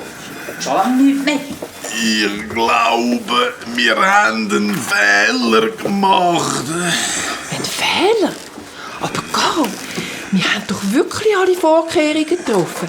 Unser Jodam ist optimal vorbereitet worden. Es ist rausgekommen und hat sich in ein menschliches Wesen verwandeln. Und es ist ihm sogar gelungen, sich als so eine Art Heilfrau in das Dorf von diesem Bub hineinzuschleichen. Als Frau Dr. Nägeli. Das ist doch eine super Leistung. Aber das Karum hat trotzdem recht. Wir haben seither nichts mehr gehört. Und wenn ein Top-Bäckli wie das Jodam einen klaren Auftrag bekommt und sich plötzlich nicht mehr meldet, dann steckt da irgendwo der Wurm drin. Vielleicht ist es eben noch nicht an den Bub angekommen. Ja.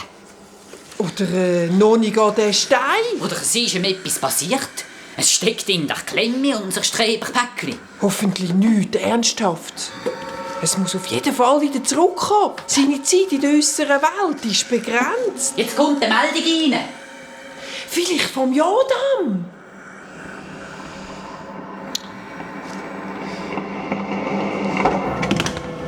Nein, es ist eine Botschaft von einem Schielerpäckli aus dem Schluch.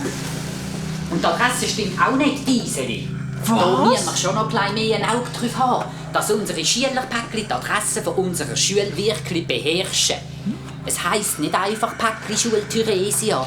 Unsere korrekte Adresse ist Päckliland, Schloss Thyresia, Päckli-Schule. Verstehst du? Ist etwas Neues reingekommen? Nein, es ist immer noch nichts vom Jodam. Es ist nur eine Übungsbotschaft von einem Schielerpäckli. Ich glaube, wir haben sogar einen schwerwiegenden Fehler gemacht. Was denn für ein Fehler, Karl? Was nicht? Wir haben uns intensiv mit dem Jodam-Päckli beschäftigt. der den Stein wieder holen soll. Aber wir haben uns zu wenig Gedanken gemacht über den Stein selber. Über den lebenden Kiesel? Überlegt euch doch einmal. Was passiert denn mit unserem Superpäckchen, wenn es in die Nähe von dem Stein kommt? Also, so viel ich weiss, wird man besessen von dem Stein. Man wird irgendwie so süchtig nach dem Stein. Ja, und was macht der Stein? Er gibt einem Macht. Ja, wer in Besitz von dem lebenden Kiesel kommt, wird enorm mächtig und machtsüchtig. Genau. Unserem grossen Geist gilt das scheint's für alle Wesen von unserer Welt. Es geht um Macht. Meine Guten, es geht um viel, viel Macht. Und was machen wir Idioten? Wir schicken ausgerechnet das ehrgeizigste Streberpäckchen dort raus, um den Stein wieder zurückzuholen. Du meinst, das Jodam ist schon in Einfluss von dem Stein gekommen und meldet sich darum nicht mehr? Das Jodam, das wird von nichts zurückschrecken, um an den Stein heranzukommen. Ja, das ist ein schöner Scheissdreck. Und die Tatsache, dass wir schon lange nichts mehr gehört haben, macht mir echt Sorgen. Aber was hätten wir denn machen sollen?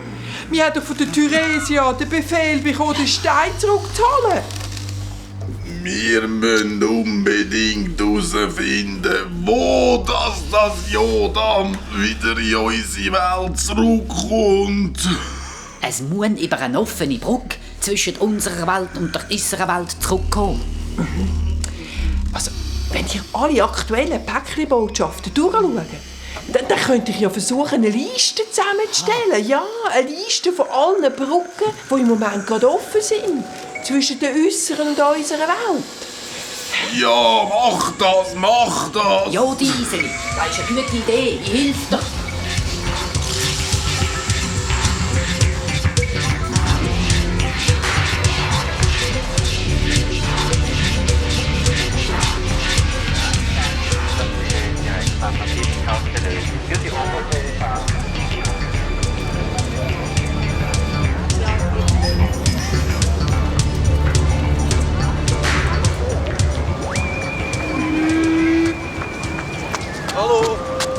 Hallo Sie!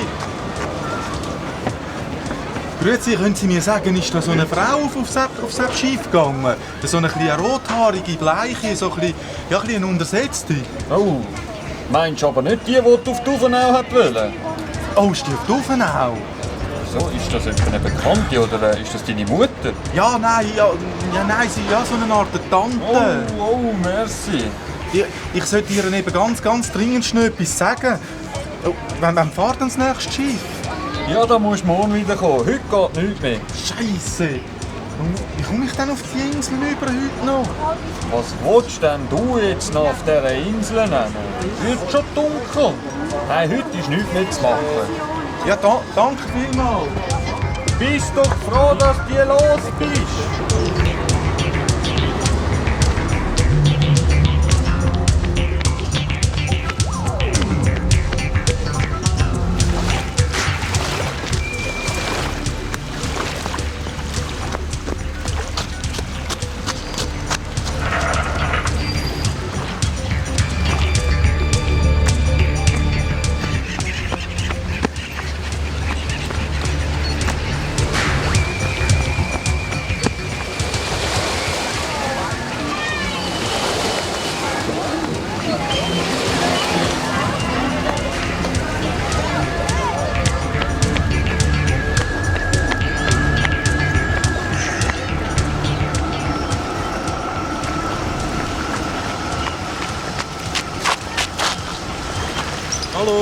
Hallo Sie!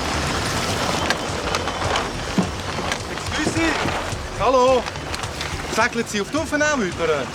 Ja, nein, eigentlich nicht. Ich bin zuerst gerade reingekommen. Aber wissen Sie, meine Eltern sind eben denen und ich habe das Dampfschiff verpasst. Und jetzt, wenn ich jetzt heute Abend nicht mehr rüberkomme, dann haben die Angst. Ja, der Wind wäre schon gut, aber es fängt jetzt bald an einzudunkeln. Wissen Sie, ich musste schon beim Gütinger länger bleiben und dann habe ich die Schutti-Tasche wieder nicht versorgen. Dann hat mein Vater gesagt, wenn es so weitergeht, dann käme ich jemand ins Heim. Ja. Also komm, gut, mach aber schnell, komm. Gehen wir. Du musst mir aber helfen, das Säckchen Segel aufziehen? Ja. Du kannst gerade da ziehen. Das? Ja, aber wir müssen pressieren, Ja. dass es wird schnell durch. Ja, das so. Ja, so ist gut. Ja. Fester, ja. Das klemmt, ja, jetzt ist gut. Du, aber du hast denn du? Ich? Glück. Ja, und kannst du überhaupt schwimmen? Ja, total gut schwimmen.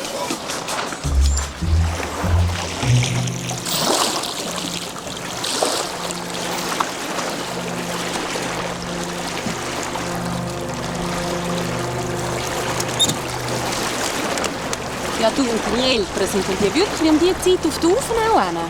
Ja, wir tun eben zelten dort. Zelten? Auf die Ja. Aufnahme? Jetzt hat einen Zeltplatz? Ja, eben... Das habe ich gar nicht gewusst. Das ist eben nicht so normal. Die dürfen eben nicht alle gehen, aber mein Vater kennt eben den. Ja, ja. Wieso hat er eigentlich so zwei weisse Dings führen? Das ist im Katamaran. Die haben einfach 2 Schwimmer. Zu weniger Druck. Die sind viel schneller, weißt du, wie die normalen Boote. Ah, schneller als die normalen? Ja. Das ist dann lässig. Du bist noch nie gesegelt in dem Fall? Nein, aber ist total gut. Kannst du da nicht mal ziehen, das Segel dichter Da? nehmen? Ja. So? Ja, so ist ja noch ein bisschen. Es ist so, dass die Fädel dort gerade sind auf der äußeren Ah. Seite. Du siehst, wie es anliegt. Aha, ja. Ja, so sind wir optimal.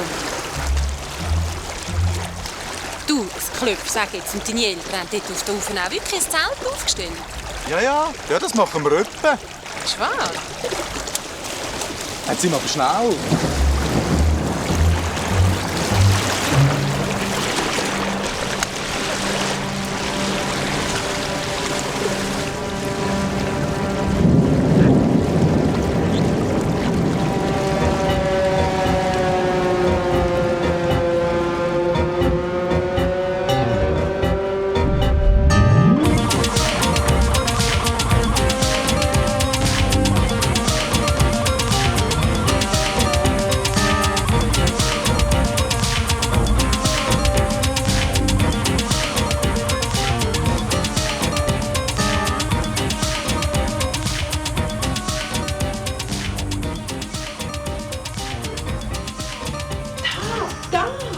Der Handliste. Also wenn sie ja dann jetzt zurückkommt, müsste sie einem von diesen Orten reinkommen. Zeig Wo kommt der Schnurrpäckchen? Zeig mal. Dunnerkanal, unendlicher Baum, Silberfall, Bruchgebirge und im heißen Bringst Schlauch. mir mal Karten. Ja, warte, ich hole die Weltkarte. Aber ich bin nicht ganz sicher, ob wirklich alles stimmt. Überall nehmen die Unruhe Da zu. hätte ich die Karte wieder Der verloren. grosse Geist will einfach nichts mehr von der Corona hören.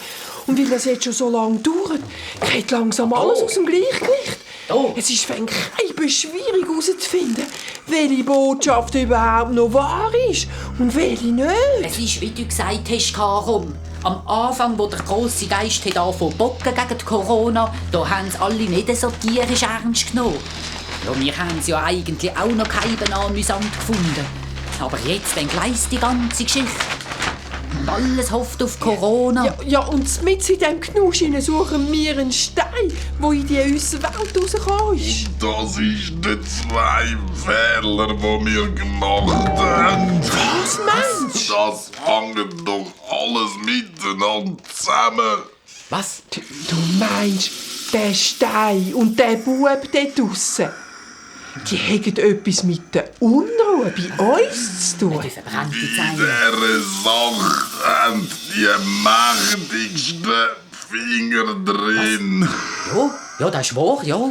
Ja und? Und unsere Theresia mischelt auch mit. Ja, unsere Chefin, ja. Ja, klar. Nur wir alten Lehrerbäckchen meinen, wir wissen alles besser. Wir haben keine Ahnung, was läuft. Was, keine Ahnung? Ja, aber los einmal, Caro. Wir haben nicht einmal gemerkt, dass wir schon mit drin stecken.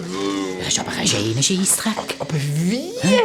Stecken wir denn drin? Ich habe so das Gefühl, das werden wir schon bald zu spüren bekommen. Ich glaube, ich spüre schon ein wenig. Und darum müssen wir das Jodam unbedingt finden. Ja, das geht uns nicht durch die Latte. Zeig mal die Brücke. Wo sind die Brücken? Donnerkanal. Es ist wie verhext. Was? Was verhext? Sie sind über die ganze Welt verstreut, die Keibenbrücke. Ja, wirklich? Donnerkanal ist einmal ganz boss. Ja. Ich weiss gar nicht mehr. Ist der eigentlich jenseits von der Todesgrenze? Ja, keine Ahnung.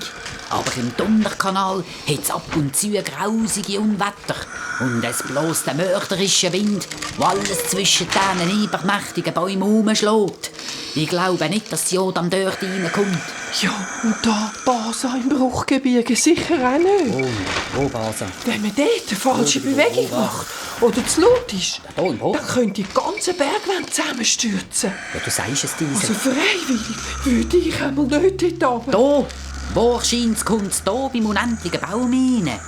Das ist die einfachste Möglichkeit. Oder hier in heissen Schlauch. Ja, und warum nicht da beim Silberfall? Ja. Der ist immer am nächsten bei uns. Ja, klar. Also das glaube ich jetzt vor allem am allerwenigsten. Ja, wieso? Ja, warum denn nicht? Bei allen Fähigkeiten, die in dem Jodam stecken, ist es doch immer noch ein Bäckchen wie mir. Kein Beschnurrbäckchen, ja. Und welches Bäckchen fängt nicht an spinnen und kommt Schiss über, wenn sie in die Nähe von so viel Wasser kommt? Ach ja, das habe ich gar nicht gedacht. Aber wo kommt es denn rein?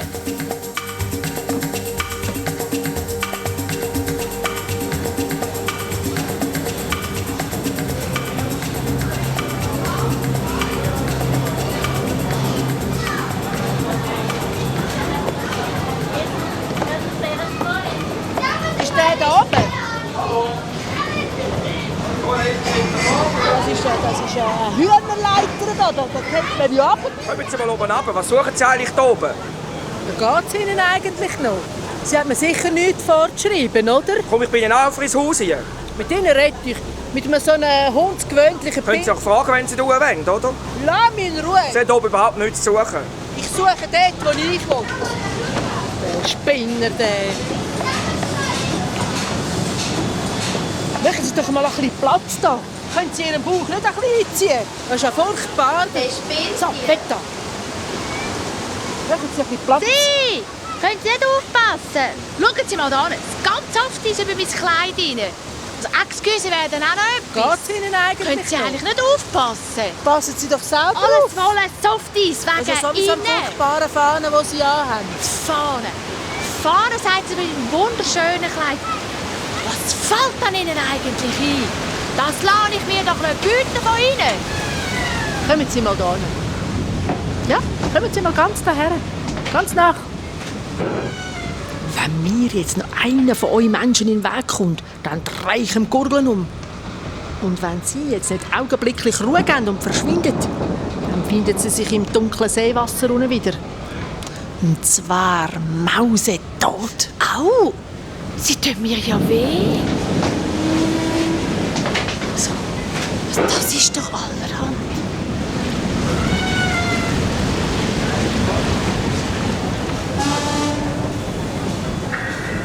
Nächster Halt in Truppenau, in Truppenau.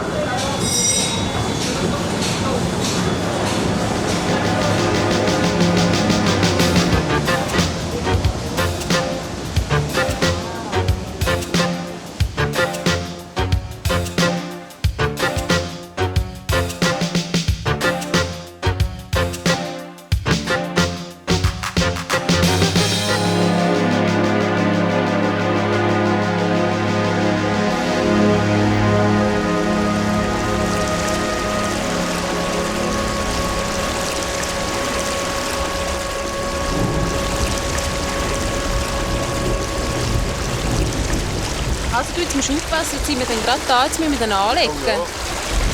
Achtung. So. Hey, jetzt wird es gerade langsam. Ja. Kannst du mir gerade helfen, da hinten die Bienen aufnehmen? Weil jetzt wird es untief, jetzt müssen wir da die Ruderblätter aufnehmen. Hier? Ah, so, ja. Aber jetzt musst du aufpassen, jetzt tun wir den da gerade anlegen, da vorne. Hey, das ist schon schnell zu Boot. Ja. Jetzt musst du dann schauen, jetzt musst du dann kannst du da aussteigen, jetzt musst du dann nur noch da durch die Untiefe warten. Ja, genau. Oh ja, das ist nicht mehr tief. Nein, da kannst du gut drüber. Ja. Du, aber jetzt sag mal, wo ist denn jetzt der Campingplatz? Ich sehe ja gar nichts. Ja, den sieht man eben nicht von da, der ist eben hinter dem Kapelle. Ist er. Ja. Du, aber jetzt musst du so aufpassen, jetzt kommt ins Gewitter. Bist du sicher, dass deine Eltern um diese Zeit jetzt noch da sind? Ja, die sind da. Hast du keine Angst? Nein, ich muss nur hinter dem Kapelle sind sie dann. Aber das ist jetzt die letzte Chance noch zum Mikro. Also ich muss jetzt zurück, in einer halben Stunde kommt das Gewitter, also dann muss ich zurücksegeln. Nein, meine Eltern sind da. Die warten, ich muss nicht zurückkommen. Ja, adieu. Also. Danke vielmals. Adieu.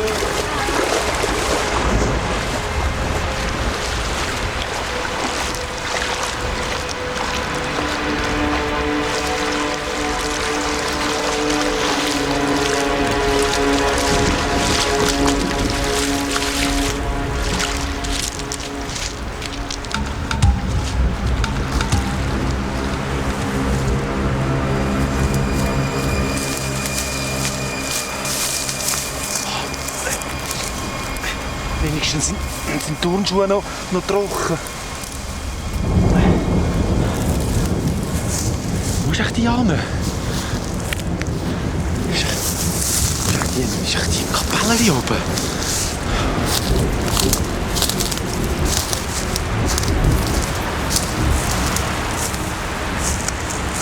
Jetzt ist der Himmel schwarz. Auf eine Haut.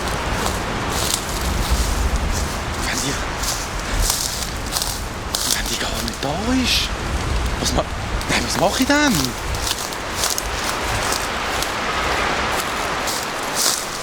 Ich muss da schlafen.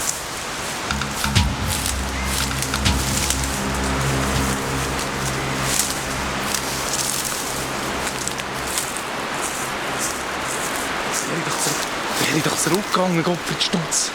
Wäre ich doch zurück mit diesen anderen.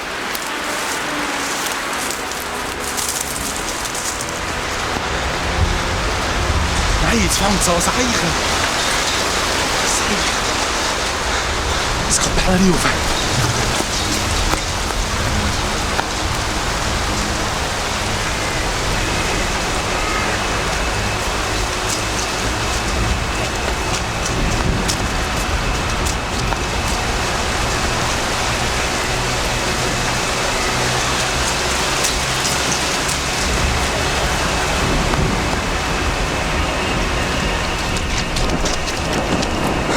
Nass. Ist echt das offen? Leck, ja, ist offen.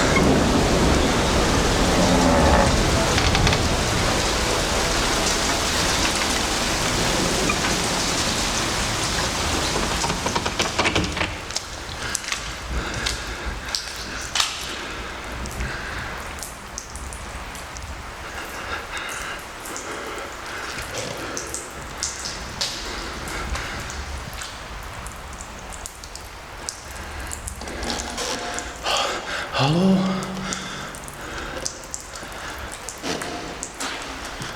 Hallo? Ist da jemand?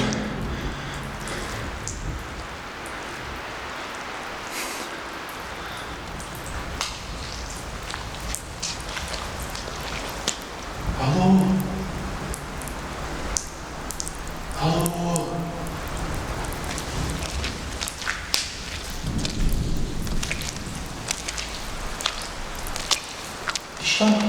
Ist da jemand? Klopf! Klopf! Sammy! Bist das du? Leck, jetzt bin ich da verschrocken. Ja, wo bist du denn? Da vorne bin ich. Komm schnell.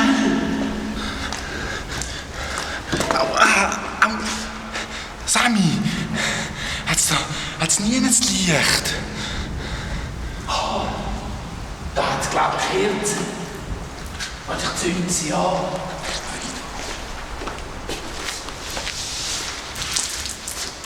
Ist gerade da vorne.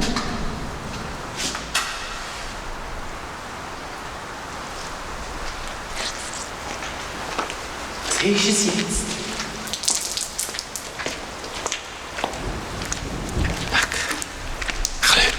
Hast du den Stein? Nein, Frau Doktor hat ihn eben. Aber sag mal, bist du geschwommen? Nein. Bist du plätschnass? Das sehe ich doch von außen wie verrückt. Ah ja, es gewittert. Aber wie bist denn du da hingekommen? Ja, ich habe doch durch den Türspalt durchgeschaut, weisst, bei der Frau Doktor. Ich habe gesehen, wie sie den Stein aus dem Tresor rausnimmt und dann abhaut. Dann bin ich ihr angeschlichen. Ja, aber du hast doch geschlafen in dieser Praxis. Nein, ich habe doch die Schlaftabletten nicht runtergeschluckt. Ich habe doch nur ausgehen, sie nur unter die Zunge da. Ich bin doch nicht blöd. Was, eine Schlaftablette? Ja, haben sie mir doch geben. Die haben doch abhauen mit dem Stein. Aber ich bin ihr angeschlichen. Und dann nachher ist sie eben aufs Dampfschiff. Die hat richtig die Sau abgelaufen im Schiff. Die hat total blöd da. Wie wenn sie noch nie auf einem Schiff gewesen wäre. Ja, die war eben auch noch nie auf einem Schiff gewesen. Hä? Ja, wo ist sie denn jetzt? Ja, dann ist sie eben da hin und dann ist sie da.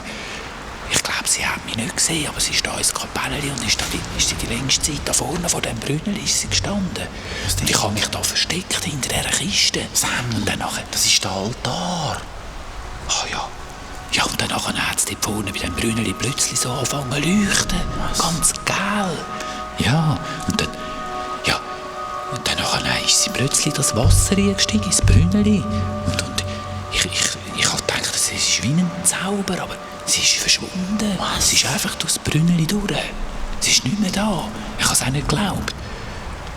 Da bin ich total verschrocken. Dann nachher plötzlich ist da hinten die Türen aufgegangen und ich habe gemeint, sie kommen von hinten wieder rein. Aber dann war es du. Aber jetzt bleiben wir zusammen. Ja, klar bleiben wir zusammen. Weißt du, ja nicht Scheiss gehabt, auf einmal so allein auf dieser Insel. Ja, aber woher weißt denn du, dass ich da bin? Ja, vom Stein. Vom Stein? Ja, klar, der Stein, der hat doch so getönt. Der hat doch so getönt wie ein Dampfschiff. Darum bin ich ja überhaupt auf die Idee gekommen, auf ein Schiff zu gehen. Oh, ja, das stimmt. Ja, aber das war gestern. Ja, eben. Gestern hat doch der... Sammy, der Stein, der kann viel mehr, als wir gemeint haben. Der kann eine harte Zukunft schauen, glaub. Leck. Ja, aber jetzt hat er Frau Doktor. Kann er nicht. Das ist doch kein Frau Doktor, Sammy.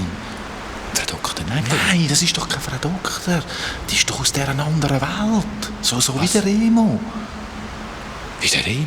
Ja, wir müssen deren nach. Sonst gibt es Krieg. Nicht in unserer Welt, in der anderen Welt. Was war das? Hast du Kerzen ab? Ja.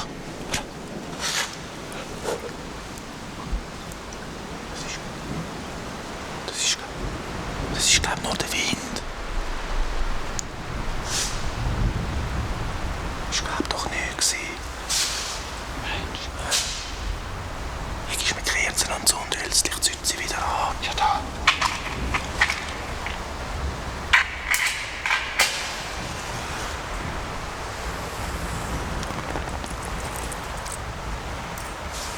Hey Sammy, spinnst?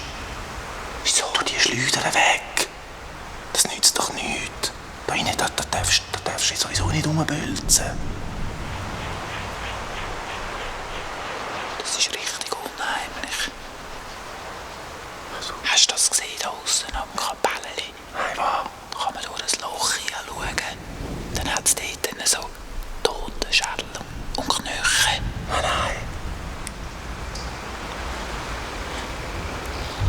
Wir müssen da nach, Sammy. Sonst gibt es Krieg. Hey, Sammy, komm mal. Schau mal, das schimmert immer noch so geil. Oh ja. Vielleicht ist das gar kein richtiges Wasser. Vielleicht ist das Gift. Nein, das ist Weihwasser. Oh. Was? Und da hat die durchmögen? Ja. Ja, das ist gar nicht tief. Lange mal rein. Aber pass auf.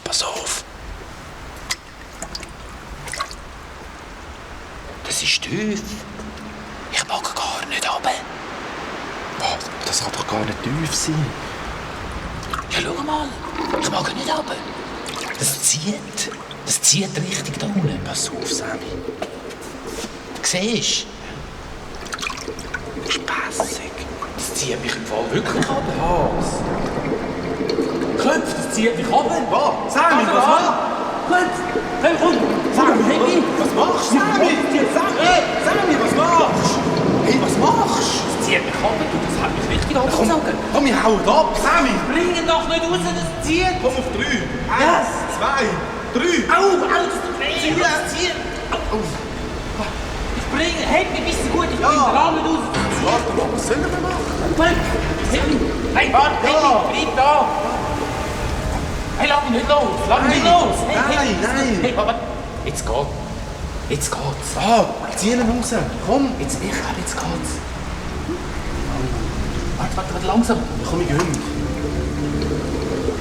Komm, warte, es zieht ihn. Es zieht ihn rein. Sammy!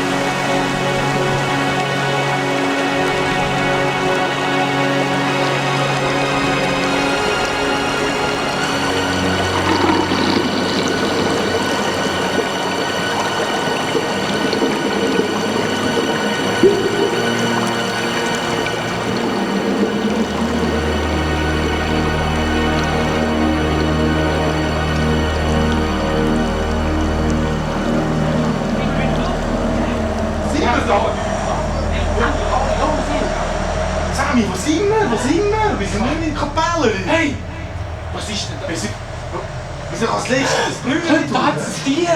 Wo? Nein, was sind wir denn da? Das Tier, nicht so laut. Wer sind denn Sie? Ja, wer sind Sie? Wo sind wir da? Ich bin der Rondo. Was? Ich bin ein Schlepper. Ihr seid da in der inneren Welt. Was für eine Unsere Welt. Nein. Sind jetzt ruhig, das ist gefährlich da drinnen. Nein, was ist gefährlich? Wir sind mitten im Bruchgebirge da drinnen. Bruchgebirge? Ja, wir sind doch durch das Brünneli durch. Schau mal die Berge. Ja, schau mal da auf, das ist gefährlich und ihr dürft ja nicht laut sein. Ja, aber da genügt manchmal ein Wort und da geht ja alles zusammen. Ja, aber wir sind doch im Kapelle. Ja. Wir sind doch da... Nein. Ihr seid in der inneren Welt, das ist ganz etwas anderes. Das kennt ihr noch nicht. Wo ist denn das Kapelle? Ihr müsst mir jetzt vertrauen. Was? Wir sollten nicht so laut reden. Die Wände da können jeden Moment einbrechen. Sind wir denn da im Keller vom Kapelle? Nein. Wir sind da im Bruch. Und ich bin ja so froh, dass ihr endlich da seid. Das verdammte Schnudderpäckchen hat mir eine um ihn reingehauen. Ich habe gar noch nie erlebt, dass das Päckchen so stark ist. Haben Sie vielleicht eine Frau gesehen, die da durchgekommen ist? Eine Frau? Ja, so ein bisschen bleiche, mit rötlichen Haaren. Frau Dr. Nägeli. Nein. Vielleicht war das Päckchen, das reingekommen ist. Habt ihr den Stein? Ja, nein, der hat sie uns eben geklaut. Sammy! Ja, aber sind wir denn da eigentlich nicht unter dem Kapelle? Nein, wir sind jetzt in unserer Welt. Mitten im Bruchgebirge. Und wir sollten so schnell wie möglich verschwinden. Wer sind denn Sie? Ich bin der Rondo. Und ich habe die wichtige Aufgabe, euch zum Arthur zu bringen. Arthur? Den kenne ich nicht. Wer ist denn das schon wieder? Du kennst wahrscheinlich niemanden in unserer Welt. Aber der Arthur ist ein Freund von mir. Ja, hat denn der jetzt unseren Stein? Nein, das glaube ich nicht. Aber der Arthur ist der Mond von der Corona. Und Corona hat dem Stein das Leben geschenkt. Corona? Ja, und der Arthur weiss, was wir weitermachen können. Vielleicht weiss er sogar, wo der Stein ist. Wir sind da eigentlich im Keller. Also, jetzt bin ich den ganzen Tag der Frau Dr. Nägeli. Vielleicht heisst sie gar nicht. Jetzt will ich einfach meinen Stein wieder. Also dann gehen wir doch zu dem Arthur. Nein, ganz so einfach ist es nicht. Erstens hat der Stein bei uns ganz eine besondere Bedeutung. Und zweitens ist es bis zum Arthur ein weiter, gefährlicher Weg. Von dir, Sammy, weiss ich, dass du ein mutiger Kerl bist. Aber dich, Klöpf, dich sehe ich zum ersten Mal. Woher kennen Sie eigentlich unsere Namen? Ich habe lange auf euch gewartet. Ihr seid unsere letzte Hoffnung. Ihr müsst uns helfen. Ja, aber was ist denn das überhaupt für eine Welt, wo wir da sind? Nicht so laut. Seht ihr die Felswand da oben? Ja. Ja, und der See da unten. Ja. Mir wird schwindelig. Vor allem stinkt es da unten rauf. Ja, das sind ungesunde Dämpfe, die da aufsteigen. Und von Zeit zu Zeit geht das ganze Zeug aber runter und die Felsen stürzen wie riesige Lawinen in den See runter und drücken das Wasser raus. Das ganze Gebirge. Was heisst von Zeit zu Zeit? Ja, das weiss ich nicht. Ich weiss nur, dass manchmal schon ein lauter Ton genügt und das ganze Zeug geht zusammen. Ja, aber das ist ja... Ja, aber was können wir jetzt machen? Ja, so schnell wie möglich weg da und dann Seesprung rauf. Aber passt auf, Nein! Taut! Leerhöhle runter. Schlepper im Bruch! Das sind Leerhöhle runter und Leerhöhle Samau. Obi! Arto Trinavesi. Obi das! In Meseporte. So, das haben wir doch gerade überprüft. Warum ruft denn der so laut? Das ist ein Bruchmann. Was ein Bruchmann? Der lebt da. Der macht das nicht, wenn das ganze Zeug zusammengeht. Was denn? Was macht ein Schlepper im Bruch? Die Lili hat sich eben verlaufen und wir sind ihn suchen und jetzt sollte so schnell wie möglich in den Schachthof rauf. Ja, bringt er ab. Was macht er denn jetzt? Er hat wohl ein Klopfzeichen gegeben. Und jetzt hört er auf den Wind.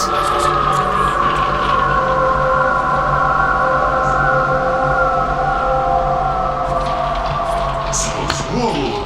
Der Arthur bestätigt also ihr Tod. Aber das will ich noch von ganz Boss bestätigen. Allein, grosser Bruchmann. Ich weiss, wir sind da völlig am falschen Ort. Wir gehören nicht dahin. Der Lili muss jetzt möglichst schnell rauf in den Schlachthof.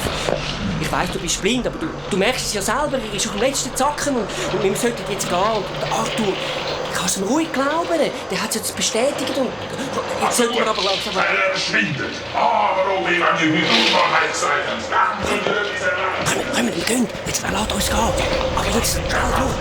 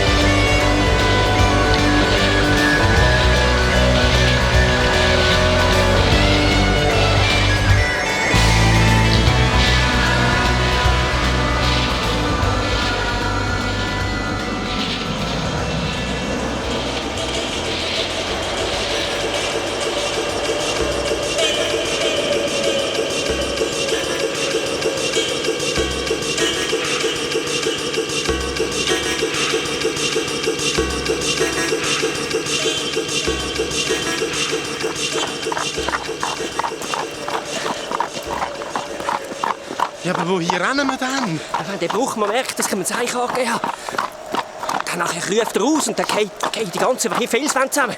Wir müssen so schnell wie möglich aus diesen Bergen raus. An den Seesprung rauf. Ja, aber warum hat denn der wie ein Wahnsinniger an die Felsen angehämmert? Der hat eben Klopfsignal gegeben. Und der Arthur hat mit dem Wind geantwortet. Aber Sie, was ist denn der Schlachthof? Ja, und was hat denn der Bruchmann überhaupt von uns wählen? Der hat ja gar keine richtige Ehren gehabt. Das sind ja mehr gewesen, so wie Werkzeuge. Ich kann gar nicht mit meinem App verstanden, was der gesagt hat. Sie, was hat denn... Sie, hört doch mal auf. Sagen wir endlich du, ich bin der Rondo. Der Bruchmann, der hat uns kontrolliert. Der wollte wissen, wer wir sind und von wo wir kommen. Und ich doppel. Habe mein Auto ausgeplaudert in der Aufregung. Und der Daut, das ist eine Art Name. Und euch habe ich auch gerade einen Daut gegeben, damit ihr meint, ihr sagt auch Schlepper. Aber wir sind ja kein Schlepper. Und wenn ihr das merkt, dann fangt sofort an uns zu suchen. Ich komme gar nicht raus. Wir müssen gehen.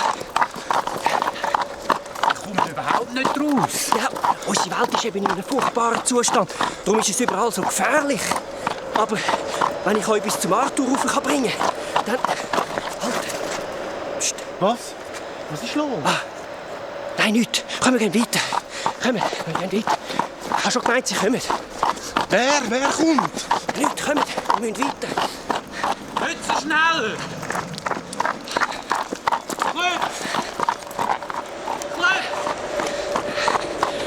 Ich habe Hunger! Ah ja, Entschuldigung. Ich habe euch ja etwas mitgebracht. Was ist denn das? Das sind Zuckersteine. Das habt ihr sicher gern. Die sind dann gut. Ja, ehrlich. Ja, das sind Spitze. Kommt, wir müssen weiter. Wir können ja auch im Rennen noch essen. Ich habe einfach kein gutes Gefühl, solange wir hier im Bruch sind. Und ab. Zusammen.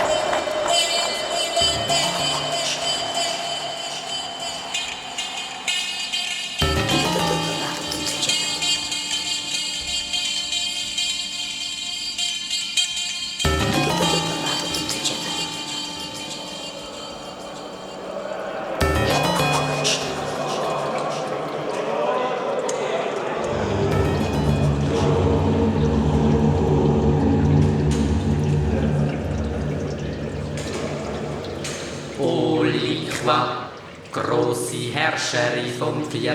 Meer, mächtige Dienerin vom grossen Geist, der höchstflüssige Rat um Aufmerksamkeit bittet.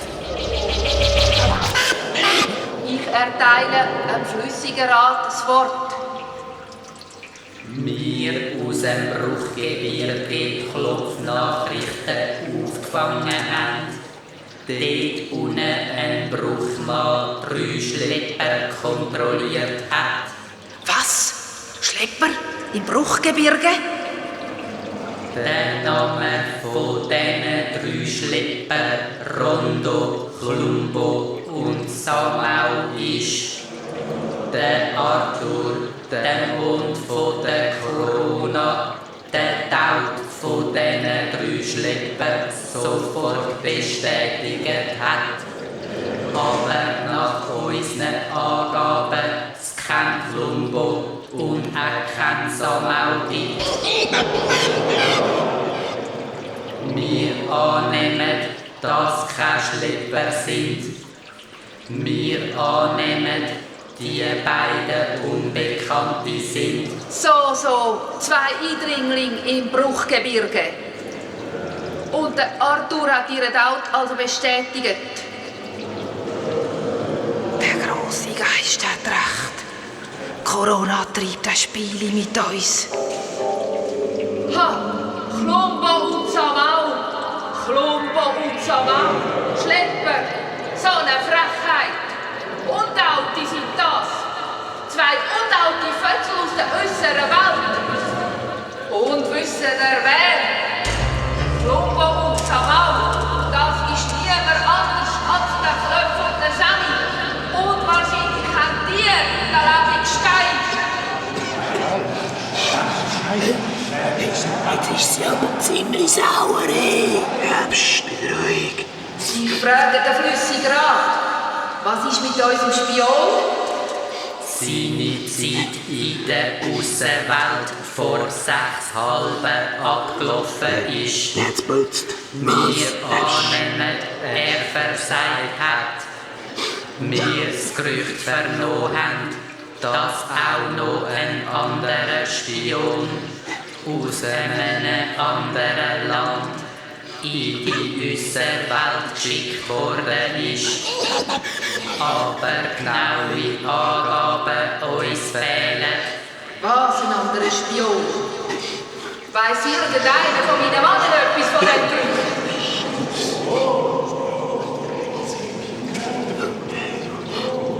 Hey, jetzt bist du dran. Was? Ja, was? Jetzt musst du es melden. Was melden? Ja, eben das von deinem Jockenvetter. Ja, da mit dem Päckchen aus dem Päckchen lassen. Jetzt musst du es sagen. Hey, spinnst bist wahnsinnig. Hey, wenn die Leute mal etwas gehört von dieser Therese, oder? Die lässt mich ja im 4. Meer ertränken. Hey. Das stimmt. Du spinnst ja, du. Aber das musst du gleich melden. Das ist doch wichtig. Psst, bist ruhig. Ja klar, sie muss doch das wissen. Weiss niemand etwas? Ich rühre den Leuchtstein auf und dann sehen sie das etwas. Sag mal. Nimm den Stein ab, nimm den Stein ab. Hey, das schauen ja schon alle. Was meinst du, was passiert, wenn die erfahren, dass du das gewusst hast? Und nicht gesagt hast? Dann kannst du es ja du sagen, oder? Ja, so wie kommt's noch mit dem Fettbrötchen nicht zu tun. So, geht's endlich gut an? Siehst du jetzt wegen dir? Bist doch endlich ruhig. Ja, du bist doch einfach eine feige Nutzseele. Ja?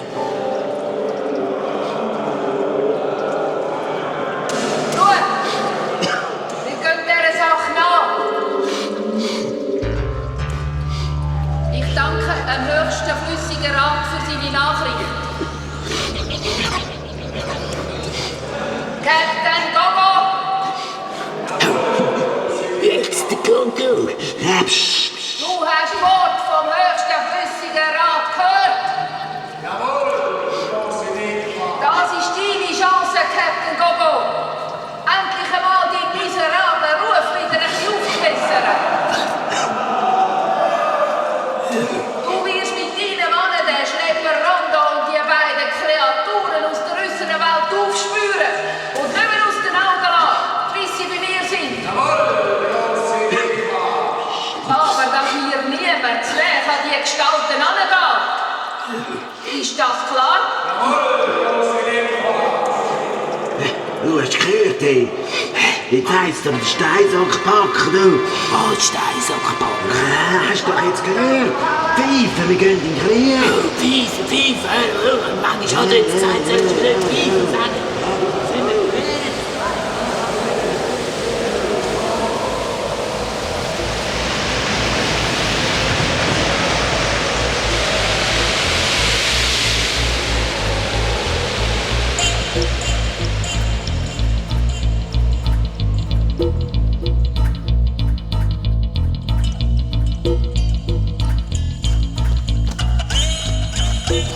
Da ist überall so högerig. Ich gehe immer schier auf den Sack. Schau, jetzt hat er seine komischen Schlarpen abgezogen. Herr Rondo, müssen wir dann unbedingt da durch? Ja, der Schlepperweg wäre schon schneller. Aber da können wir im Moment nicht hin. Wir müssen den Umweg nehmen da über die Ursümpfe. Was ist denn das, hey? Was? Schau mal da. Hey, das sieht aus wie Eis. Das ist wie Eis. Aber es ist doch viel zu warm. Ja, hä? Stuft mal ein. Was? Ja, aber was ist denn das? Das ist Brucheis. Das ist Bruch? Wenn es warm ist. Je nachdem, was es drin hat, aber kommt jetzt. Komm, Sam. Komm.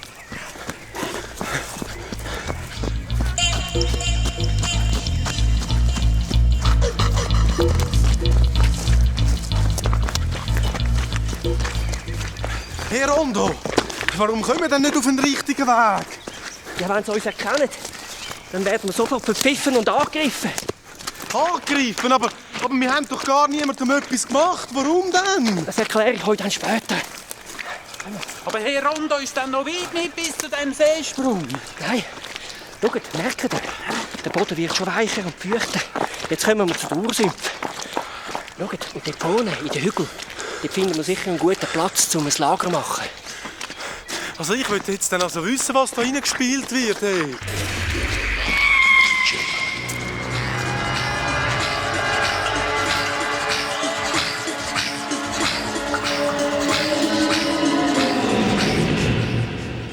Was hier genau gespielt wird, das weiss niemand.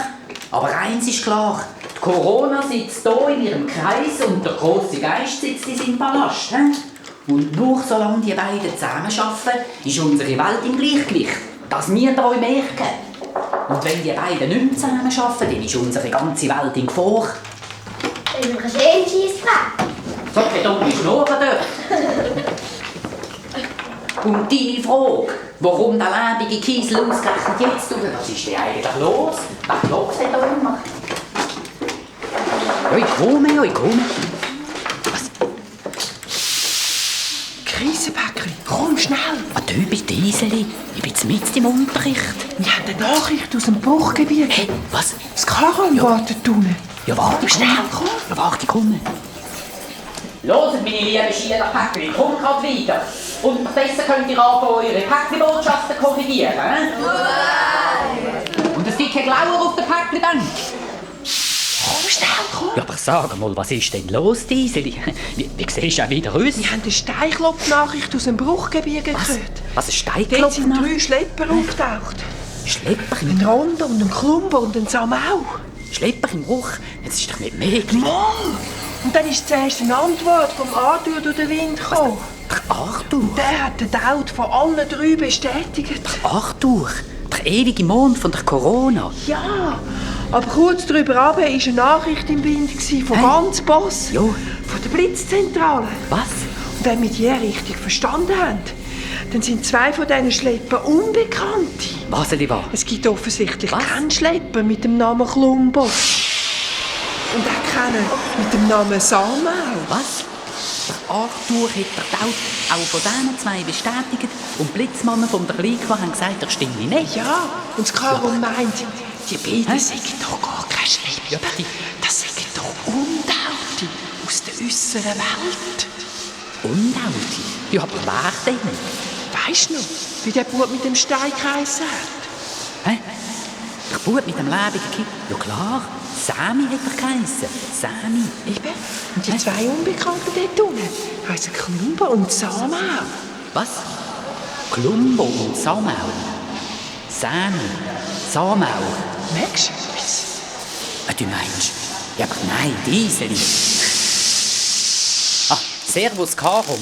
Oi, Krisenpäckchen. Ja, aber hört einmal. Was meinst denn du dazu? Nein, aber warum sollte dieser Bub wieder in unsere Welt zurückkommen? Und wer ist denn der Klumbo? Und wo zum Gucker steckt eigentlich unser Jodan? Das wissen wir alles nicht. Aber auf jeden Fall stinkt doch dort unten etwas. Was? Überleg doch mal. Ja, was überlegen? Bruchgebirge hat es doch keinen Schlepper.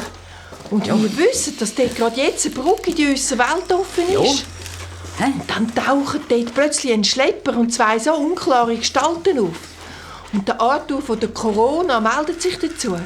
Ja, aber... Und die Blitzzentrale von der Liga, ja, aber woher weiss die rechte Hand vom grossen Geist, das ist doch wirklich verdächtig. Vielleicht haben die den lebenden Stein. Ja, aber woher weiss denn der Schlepper Rondo die ganze Geschichte? Und wenn der Samau wirklich der Sam ist, warum bestätigt denn der Arthur dem sie Tod, wenn sie ja doch nicht stimmt? Das ist es ja grad. Was? Die haben doch irgendetwas vor in unserer Welt. Was haben die? Sonst würde niemand einen Tod erfinden. Ja, das ist wahr, ja, aber schlüpft doch nicht so Karum. Und wenn das wirklich der Sami ist, dann müssen wir den so schnell wie möglich finden. Oh, aber Karum, ist das nicht wieder so eine Idee von dir? Weißt du, wahrscheinlich kommen wir nur so an den Stein an und können das Schlimmste verhindern. Das Schlimmste? Ja, aber Karum, Du meinst... Wenn es nicht schon zu spät ist. Also zu spät ist? Wenn der Schlepper Rondo mit diesen 2 Undauten wirklich da im Bruch hockt, dann muss er aber vor allem schauen, dass er da möglichst schnell wieder rauskommt. Ja, allerdings, Diesel, ja. Vielleicht geht der Rondo mit denen direkt, Boss. Durch die Hügel, über die Dia-Ebene zum Kreis von der Corona. Ja, klar. Ja, komm. Wieso nicht? Dort ist in der Nähe doch die Jena-Höhle. Ja, die Jena-Höhle. Aha, ja. Und um die Jena-Höhle macht doch jeder Schlepper einen riesigen Bogen. Aha, ja klar, Schlepper und Jena. Ja, vielleicht wollen sie durch den heißen Schlauch. Mit 2 Undauten. Da kommen sie aber nicht weit. Aber wo wollen denn die durch? Vielleicht sollten wir unsere Chefin fragen. Ja, Theresia ist sowieso schon ein bisschen sauer, dass wir nichts mehr vom Jodam gehört haben. Darum gehen wir lieber erst zu einer, wenn wir etwas Konkreteres haben. Ja, da hast du sonst gerade kriegt sie noch einen Anfall. Aber wie um alles in der Welt sollen wir dann den Schlepper finden? Es gibt fast überall Schlepper. Ja, Diesel. Millionen Schlepper. Tausende von Millionen. Das ist wirklich ein Scheissdreck. Die Frage stellen wir den Schülern von unserer besten Päckli-Klasse. Was, unsere Schüler? Die finden bestimmt einen Weg. Unsere Elite-Schüler? Oder verbrannte Zeiten? Meine Schüler? Ich muss gehen, die hätte ich fast vergessen. Die warten ja. Ich muss gehen, meine Schüler.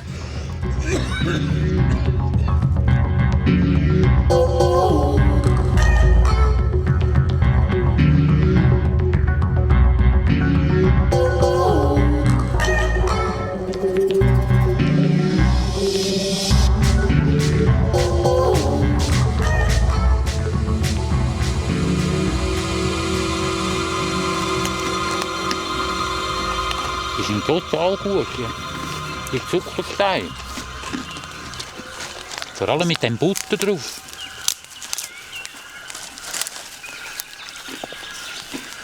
Das ist keine Butter. Wir sagen dem Gold. Gold?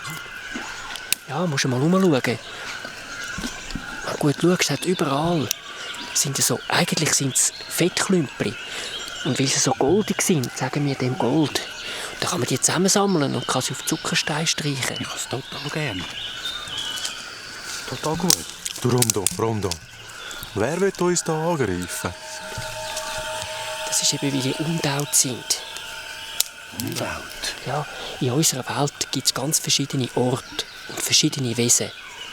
Und verschiedene Aufgaben. Ich zum Beispiel, ich bin ein Schlepper. Und jeder Schlepper hat einen Daut. Mein Daut ist zum Beispiel leer, Höhle, Rondo. Nicht so fest, nur ganz fein, Klöpfe. Ja, ich glaube, jetzt kommt's. Könnt ihr euch erinnern, dort im Bruchgebirge, der Bruchmann, als er uns überrascht hat, dort habe ich meinen Daut gesagt. Und für euch habe ich einfach schnell einen erfunden. Also wie Leer, Höhle, Klumbo und Leer, Lili, Samau. Ja. Und was heisst denn das? Leerhöhle und das Zeug? Leer heisst, dass ich im Moment keine Kugel schleppe. Und Höhle heisst, ich war zweimal in der Höhle gewesen. Und Rondo, das ist einfach mein Name. Höhle? Ja, und Lili, habe ich dir gesagt, weil Lili, das sind Schlepper, die noch nie in der Höhle waren. Das sind ganz junge Schlepper. Und weil du der Kleinste bist, habe ich dir dann Lili gesagt. Noch ein bisschen blasen. Ja, so ist gut. Jetzt kommt es dann, glaube ich. Tu dort noch ein bisschen drauf. Der Bruchmann, der hat euch Gott sei Dank nicht gesehen, weil die Bruchmannen, die sind alle blind. Aber er ist natürlich gleich misstrauisch geworden, weil normalerweise hat es keinen Schlepper im Bruch. Das hat ihn natürlich verunsichert. Und dann hat er wissen, ob unser Daut wirklich stimmt. Und zum Glück, der Arthur, der hat sofort reagiert und hat den Daut bestätigt, dass wir weiterkommen. Aber die anderen haben es natürlich auch gehört. Und die haben natürlich gemerkt, dass da etwas faul ist. Oder? Dass ihr gar nicht von unserer Welt sind. Ja. wir müssen jetzt sofort einen anderen Taut haben. Wir müssen jetzt einen neuen Taut machen für uns. Ja, damit, wenn wir in die Kontrolle kommen, dann dürfen wir ja nichts mehr sagen von Sammy, Klöpf oder Rondo. Sonst sind wir gerade verraten.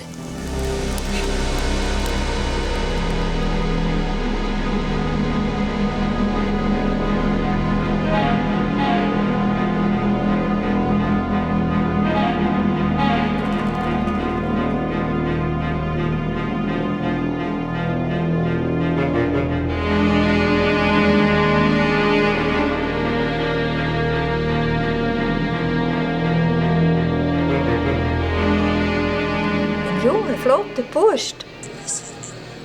Also so ein bisschen mit gewellten Haaren. Mama, das ist bestimmt der.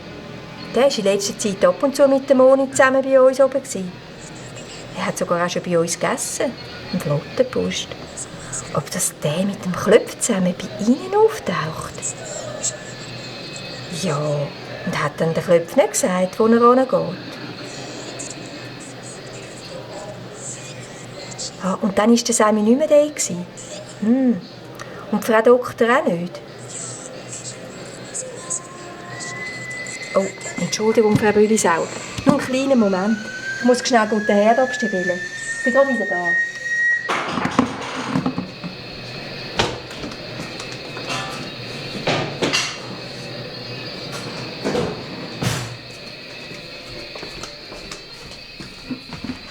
Sind Sie noch da? So, da bin ich wieder. Nein, Frau Brüllisauer, also, da würde ich mir jetzt noch nicht allzu viel Gedanken machen. Die kommen bestimmt wieder führen. Wissen Sie, ich bin mir da schon einiges gewöhnt von meinen Töchtern. Und der Klöpf hat übrigens auch schon auswärts übernachtet, ohne vorher etwas zu sagen. Wie? Ja, die stecken doch bestimmt zusammen. Und haben wieder einmal Zeit und alles um sich herum vergessen. Ja, hören Sie, Frau Brüllisauer.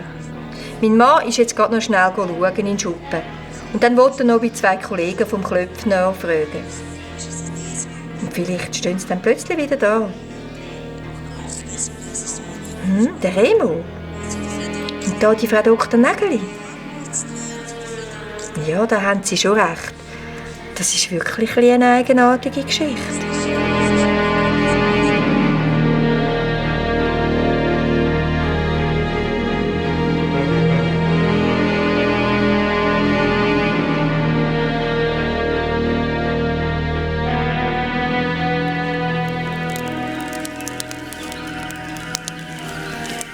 Nein, aber du erzählst uns doch da eine Geschichte.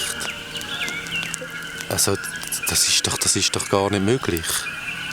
Jetzt sind wir da in der Ufenau durch die Kapelle durchgegangen, durch das Brünneli dort. Und jetzt sollen wir da in einer ganz anderen Welt hinein sein.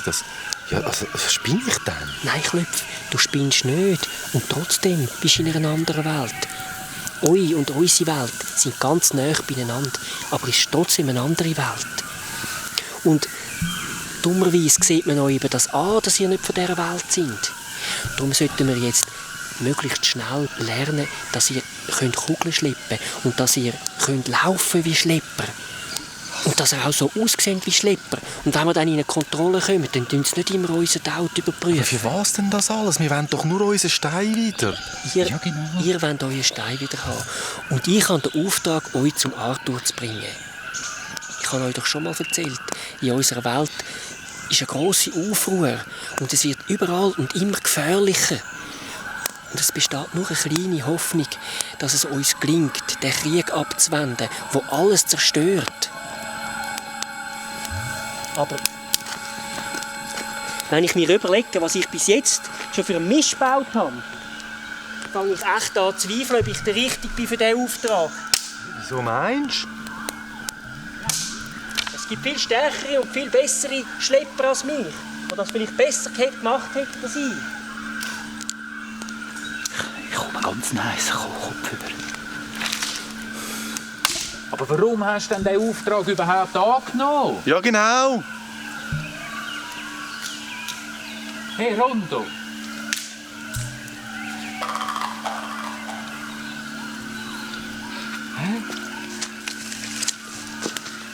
Warum hast du denn den abgenommen? Das ist wegen der Zitania. Was ist denn das? Zitania? Das ist die schönste und die feinste Leuka, die es überhaupt gibt. Ich weiss nicht, ob ich das verstehen könnte, aber ich bin wahnsinnig... Verliebt in sie? Sammy! Das ist eben nicht so eine Gassenleuka, sondern ein Schnüffler. Zitania ist die edelste Leuka mit einem riesigen Herz und einer wunderbaren Stimme. Eine schöne. Ich kann ihr mal die Füße massieren. Ja, aber was hat denn die Zitania mit uns zu tun? Hä? Mein grösster Wunsch wäre, Zitania zu heiraten. Aber sie gehört zu einem anderen Volk. Und ich bin halt nur ein Schlepper. Aber sie hat eine geheimnisvolle Verbindung zum Arthur. Und wahrscheinlich auch zu der Corona. Und ich glaube, sie hat mich auch gern. Aber ich weiss nicht. Ich bin halt nur ein Schlepper. Versteht ihr? Einmal habe ich alle meine Mut zusammengenommen und habe sie gefragt, ob sie heiraten will. Dann hat sie zu mir gesagt: «Aber Sammy, du schwitzt ja.» Ich verliere. «Du hast Fieber.» Was ist Fieber, Sammy? «Komm, ich decke dich ein bisschen zu.» Doch nicht.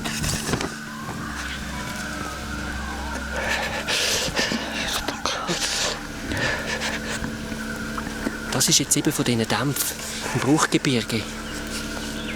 Ich bring dir noch etwas zu trinken. Und mit ein bisschen Glück finde ich noch von diesen Blaumooswurzeln. Klopf, schau ein bisschen am Sammy. Komm, Ja. Hey, du schlotterst ja wirklich. Hey, Sammy, bist du wirklich krank? Weiss doch nicht. Was haltest du von dem Typ? Wir können dem trauen.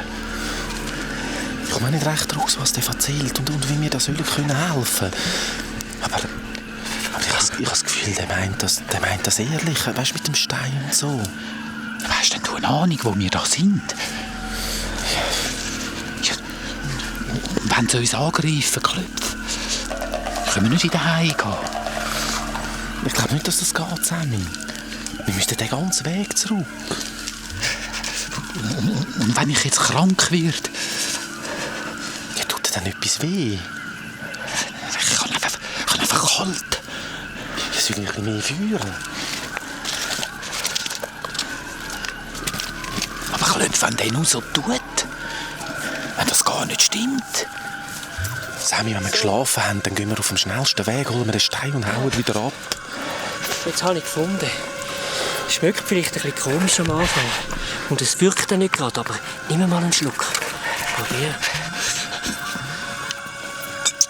Also, nimm mal.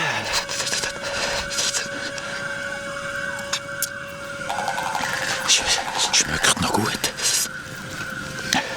So, Sammy, jetzt solltest du aber schlafen. Ich kann doch jetzt nicht schlafen. Was hat sie denn gesagt? Weißt du, dort sie gefragt, hast du wegen Heiraten? Zitania hat gesagt, was wäre das für eine Heirat, wenn wir wüssten, dass unsere Welt in einem Krieg untergeht. Und dann hat sie mir eben von euch zwei erzählt und von dem gefährlichen Auftrag, euch zum Arthur zu bringen. Und dann hat sie zu mir gesagt: «Wenn du jetzt ganz fest an dich und mich glaubst, dann gibt es niemanden, der diesen Auftrag besser erfüllen kann als du.»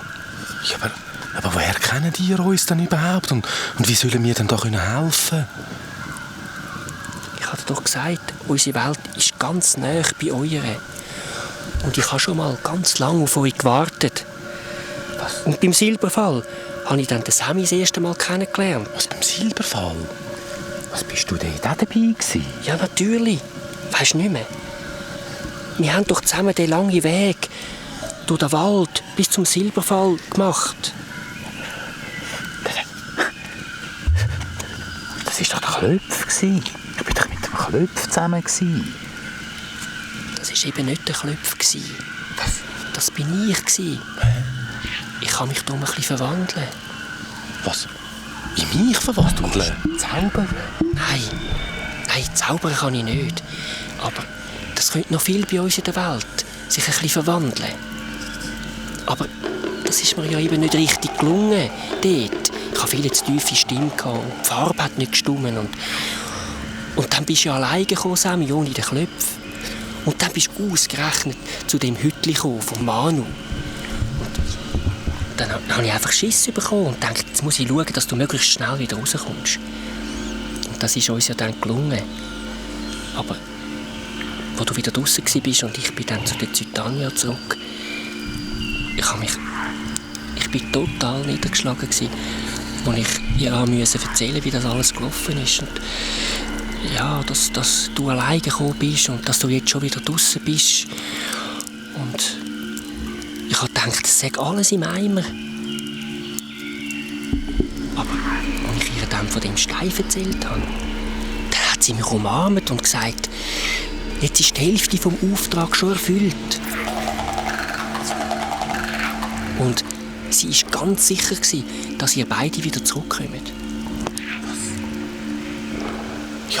Ja, aber woher hat denn die das gewusst? Ja, wahrscheinlich wegen dem Stein. Ja, das kann ich irgendwie gar nicht recht glauben. Ja, und dann hat sie zu mir gesagt, los auf deine innere Stimme. Dann wird dich Corona an den Ort führen, wo die beiden Buben zurückkommen. Ja, und so bin ich dann ins Bruchgebirge runter. Und dann habe ich euch dort getroffen. Und jetzt sind ihr da. Schau, jetzt ist der Sammy eingeschlafen. Jetzt ist es Zeit auch für dich zum Schlafen, Klöpf. Ja, aber helfen. Warum denn ausgerechnet der Sammy und ich? Ich weiss nicht, wie eure Hilfe aussieht. Aber ich glaube, niemand anders als die grosse Corona, die dem Stein das Leben geschenkt hat euch zwei ausgewählt. Ja, aber das kann doch gar nicht sein. Das ist doch alles nicht wahr. Doch, Klöpf.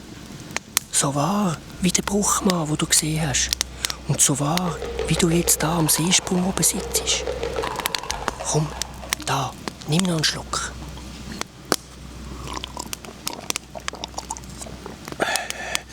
Danke.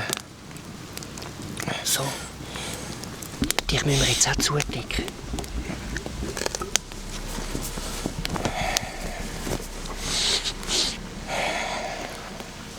Schlaf gut, Klöpf. Gute Nacht.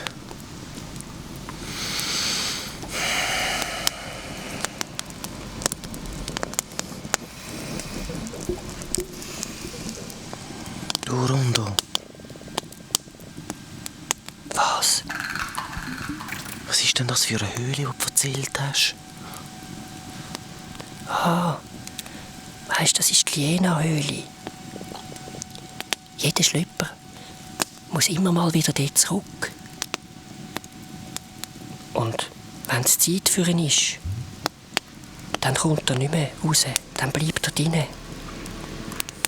Und dann ist sein Leben als Schlepper vorbei. Und du bist schon zweimal dort drin gewesen? Ja. Und mein Gefühl sagt mir, dass ich schon bald wieder gehen muss. Aber das ist eine andere Geschichte. Schlaf jetzt, Klöpf.